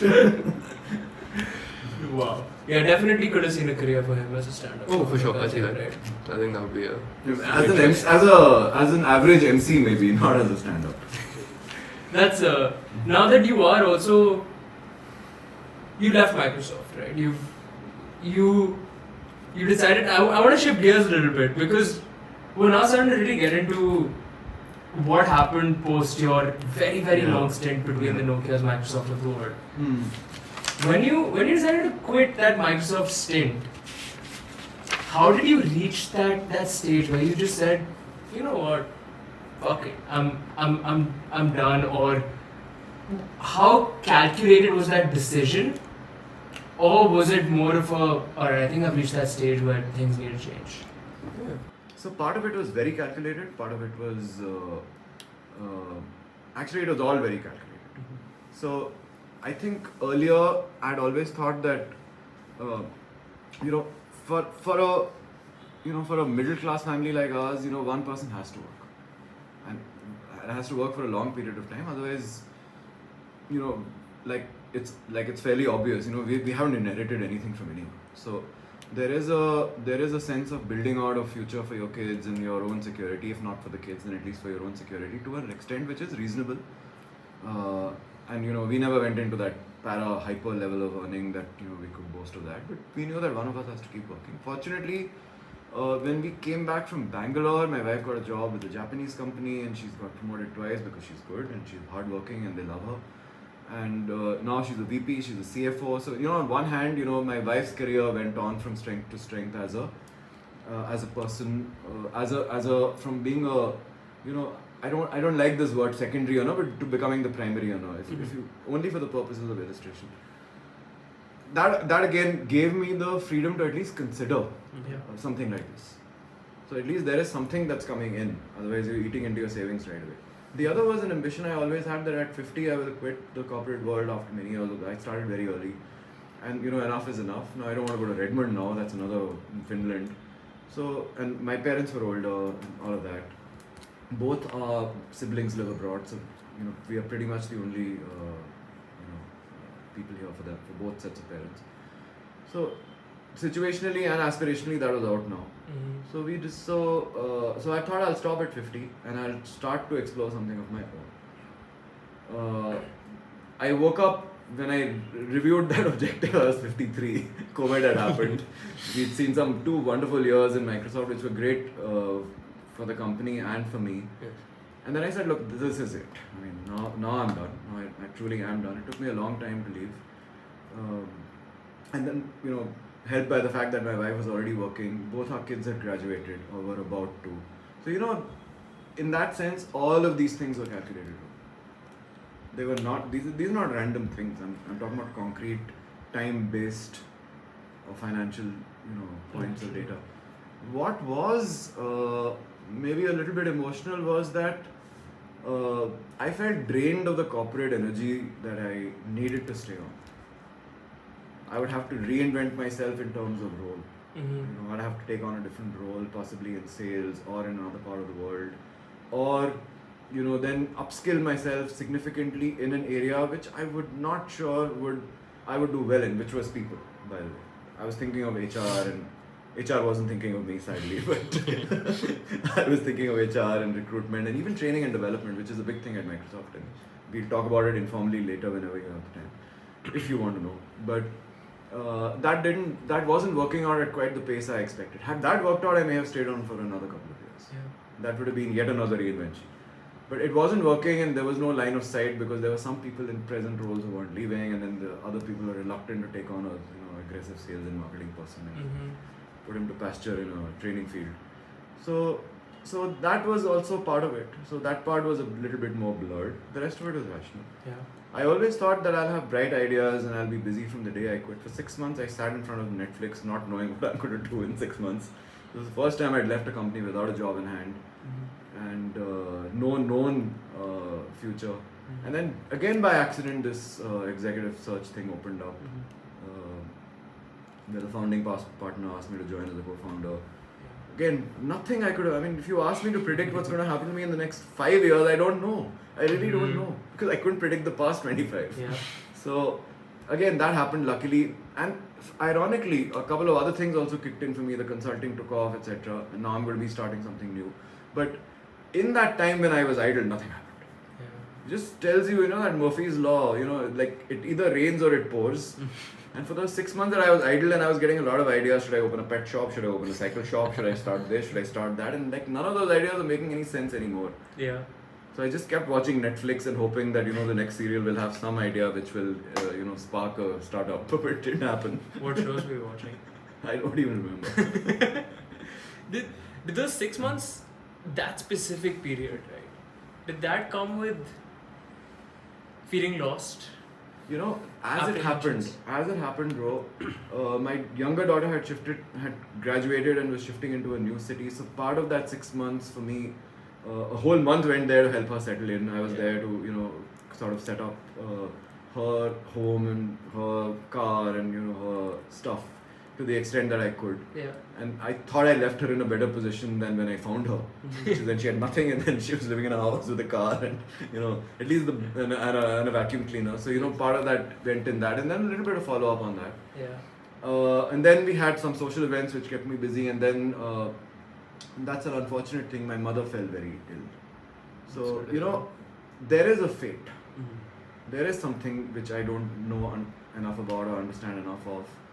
And I was actually needed, so I wasn't idle in those 6 months. This vision of me sitting on couch watching only Netflix while pondering startup ideas are not entirely correct. Yeah.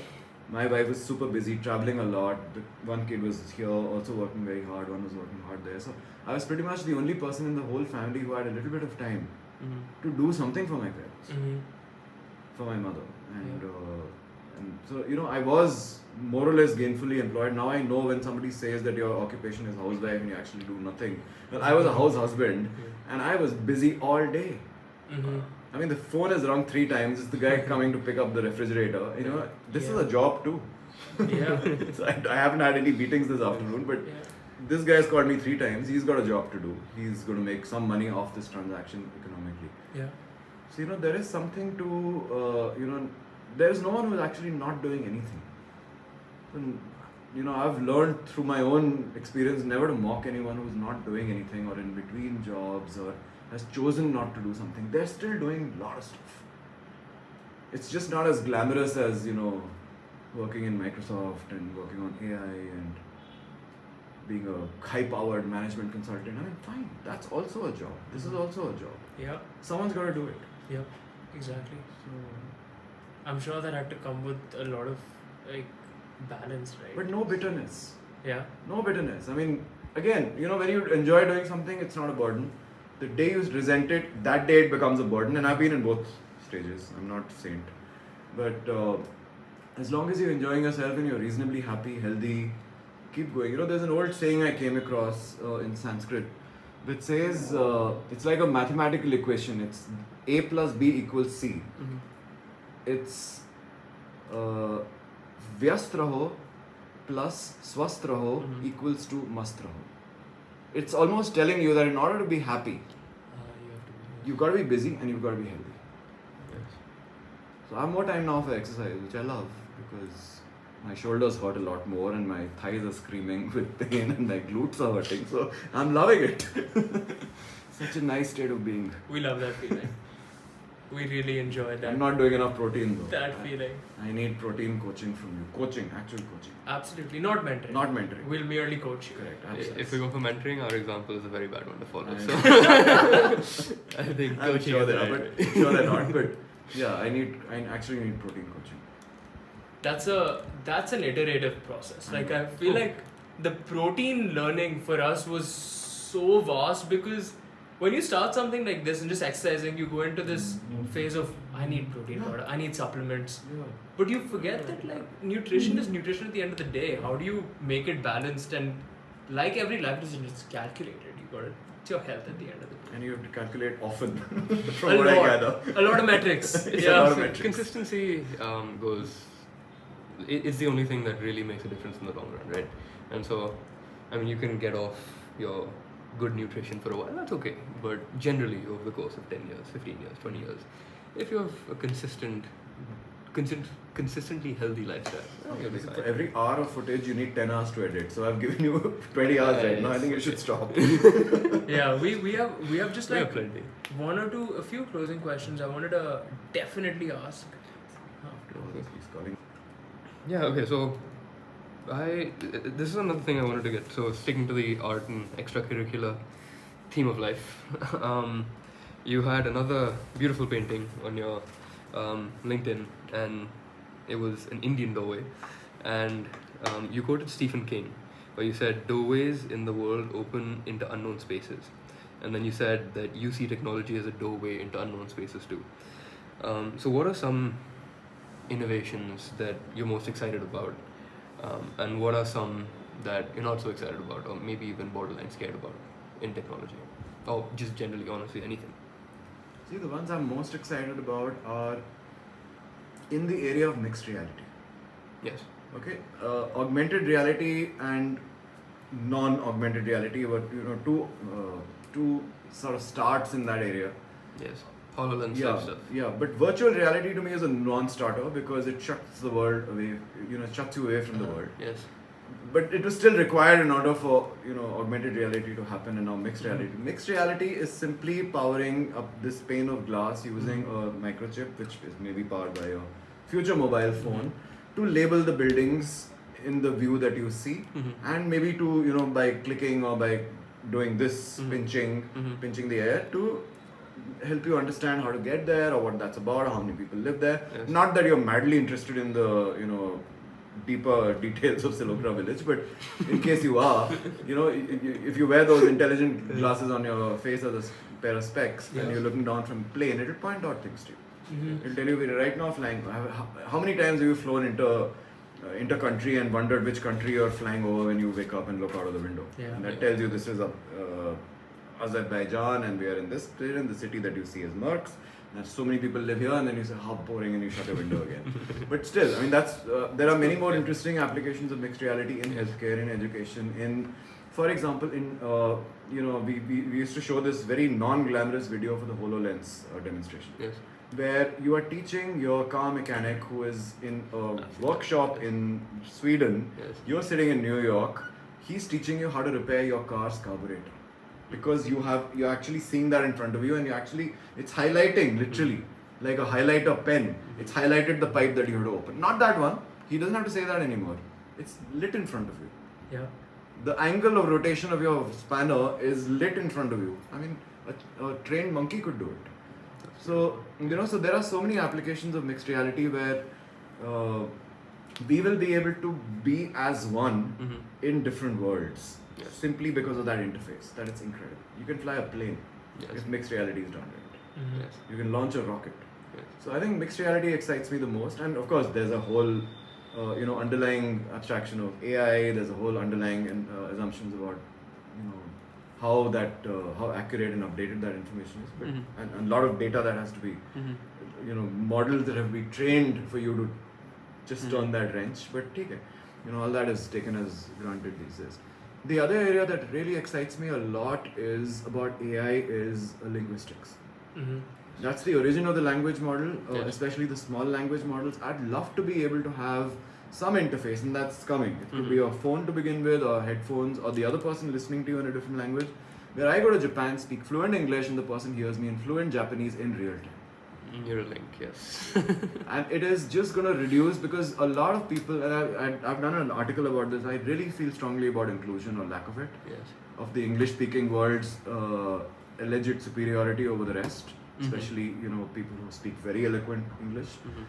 tend to look down on the ones who don't. Mhm. And the number of Indians and Chinese and Koreans and other nationalities that I worked with in Microsoft, you Mhm. walk into a Redmond meeting, Mhm. you'll not see too many of the stereotypical people that you expected to see. Mhm. There are people like you and me and our Chinese friends and our Mhm. Korean friends. And one of the big difficulties today still is communication. Yes. Especially when you're working together at breakneck pace to solve a customer's challenge in the next 24 hours. Mhm. Like InMobi, one of the challenges we worked on for InMobi was their site could take, I think it was 3,000 queries per second. Manish wanted it boosted to 18,000 queries per second just before they went to the next stage of their tech development, and he wanted it done in 24 hours next to Oh wow. the kind of reconfiguration Azure had to do, Scott got involved, I mean the head of Azure worldwide. 24 hours turned it around from 3,000 queries per second to 18,000 queries per second. And the customer walks out of the door saying, I love Microsoft, man. I mean, you made it happen. I don't know how, but you did. So, like, great, thank you. You know, so that is the kind of, pressure that, will get put on us and on people. So, maybe it explains that impatience part also. Yeah. The world is impatient, no matter how patient I may be.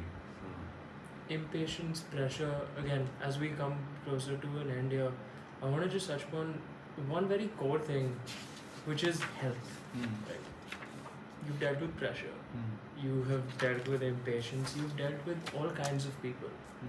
And you said something to me a few months back. You looked at me and you said, Rohan, we burn our health chasing wealth. And I remembered this, right? There's few things that people say to you and it leaves an impression. This was one of those things which left an impression, and it got me thinking back to that right now. As you went through your career of pressure, impatience, how were you prioritizing your health? I never did. For yourself, for your I never family? did. When I was younger, when I was in P&G, I used to leave home. I think my first meal was at 4 in the afternoon. I never had breakfast. When I was in, then of course I got married, and things were more organized at home. And Urvishi's a very organized person, so dinner would be cooked every night. We eat more or less at the same time. We were a young couple living in Bombay for 3 years. Yeah. We didn't have kids immediately after marriage. But still, life is sorted when you have somebody who you're looking after and who's looking after you. Things are a little bit more regular. Yeah. But still, they were pretty. I mean, even a newly married couple, that they age at 25 or 27 or 26 is like. I mean, one night you don't eat, man. You'll have another drink, and you're both cool with it. It's when you have kids that your life becomes a little more organized. But again, you have no time for sport or exercise. I know people do. I didn't. And then it's only when the kids started growing up and started doing sport of their own, and we started moving into condominiums which had gyms attached and a pool. That's when I realized that exercise equipment and exercise capability is so readily available that I might as well avail of it. Yeah. If nothing else, why am I paying these maintenance charges if I don't even use the pool once? So it's and then you enjoy it when you do it. And as we get older, it becomes more of a necessity. And then you start saying that, look, I might as well actually do this. It's helping me stay younger, sleep better. And over time, then it will also become a burden. I can see that also happen. Increasingly in our cycling group, people are, backing out at the last minute or not able to join because they're just feeling woozy. And it's fine, the groups are getting smaller, but we still enjoy it when we do it. So, it doesn't take away the pleasure, it takes away the frequency. Yes, absolutely. Mental wellness is a totally different topic. I don't think I'm the best person to discuss it. It's a totally different set of criteria, but there are 3 ingredients of mental wellness in my book.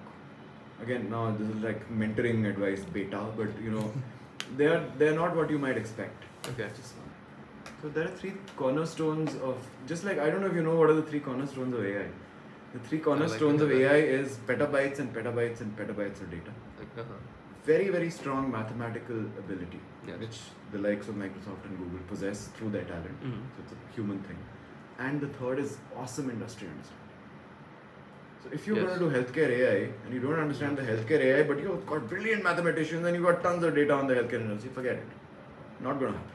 Which is why all these companies now are verticalizing more and more. I'm telling you this for your own sake, since you're in that profession. So the 3 cornerstones that I've been told and I've read about and I've sort of always believed in are the 3 cornerstones to success of any kind.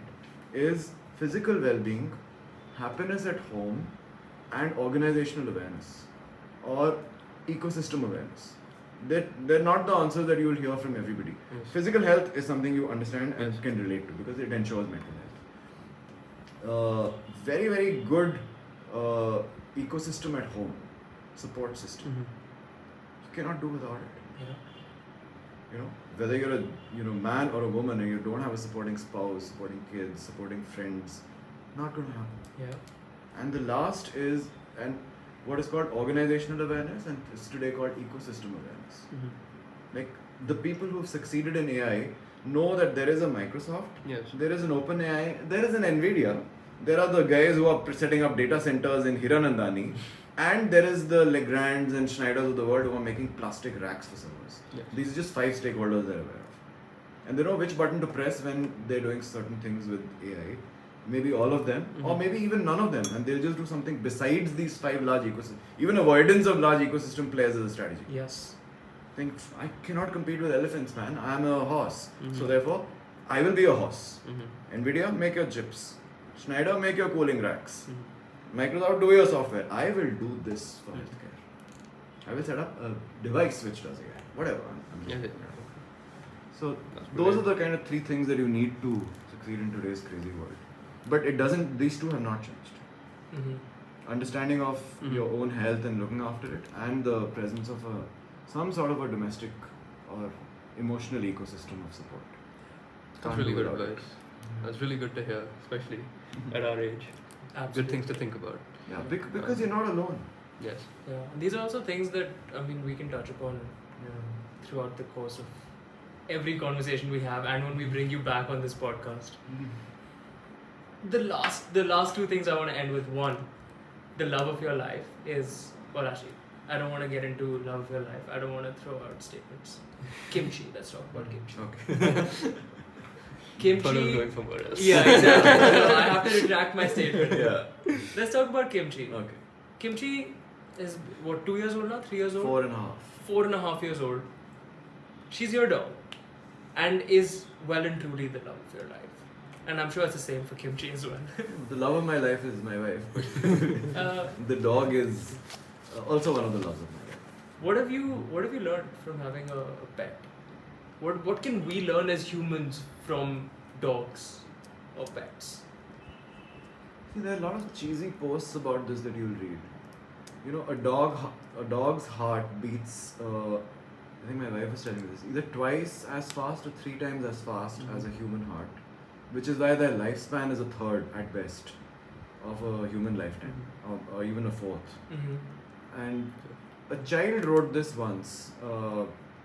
This very upset when his pet had passed away, and the child was still only 10 or 12 years old. And I think he asked, in a conversation with the teacher, the child himself said that, you know, it takes human beings 80 years to become as selfless and as loving as dogs. But dogs learn it in just 12 years, so that's why, you know, they don't need to live longer than that. So I think there's a lot that you can learn from animals. There are a lot of these cheesy sayings that I can throw at you. But I think most of all, there's one thing, and I was telling a friend of mine this as well. The dog is the only, creature on this planet that loves you more than it loves itself. That's so pure. So think about that. I mean, if there's no lesson in that, then I'd be surprised if there is in anything else. No, as a That's dog lover and owner myself, I feel that. And the joy of when you come home and It's all unparalleled. they care about is you, it's by far the And there's so most. many little things. I mean, their sense of discipline. They always sleep at the same time. They always get up at the same time. They always feel hungry at the same time. You know, they just the discipline that nature has imposed on an animal is way greater than any discipline we impose or want to impose on ourselves. I mean, human beings fight sleep. My dog will go to sleep when she's sleepy. I'm sitting there keeping my eyes open because I've got to catch that last episode, or I've got a call, or I'm just doing something that I want to continue doing. Yeah. So, you know, we force ourselves to be disciplined, and animals are like Yes. most disciplined. That's very true. That's so true. So I think we are defying nature. Speaking of discipline, the last thing is, if you have something to leave anyone in their 20s listening to this, so maybe a college student, what is a piece of advice or a lesson that you would want to leave for them? Again, you know, I've never really thought about this, but it's very hard for someone who's that young and that ambitious and that energetic to do. But divide your life into 3 buckets. What you want to do for yourself, what you want to do for others, and what you expect others to do for you. Microsoft. Yes. The 3, you're exposing someone that young Yeah. to three possible perspectives of what is basically me, and myself, and me again, and I, to the fact that you're not alone and you're just a part of something bigger. Yes. Yeah. Is something that most young people don't see or are even aware of. That you're actually part of a fabric which is mankind or womankind. I absolutely love that. Better together. Yeah, I love that. Better No way together. to end it. Yeah, there's no way to better end way to end it. Honestly, thank you so much for joining us on Panoramic Perspectives today. This has been super insightful, and we hope you guys enjoyed, and we hope to have you back Thank very you. soon. Thank you, We Raghuvesh. appreciate Thank you, it. Rohan. I appreciate it. Thank you for your time.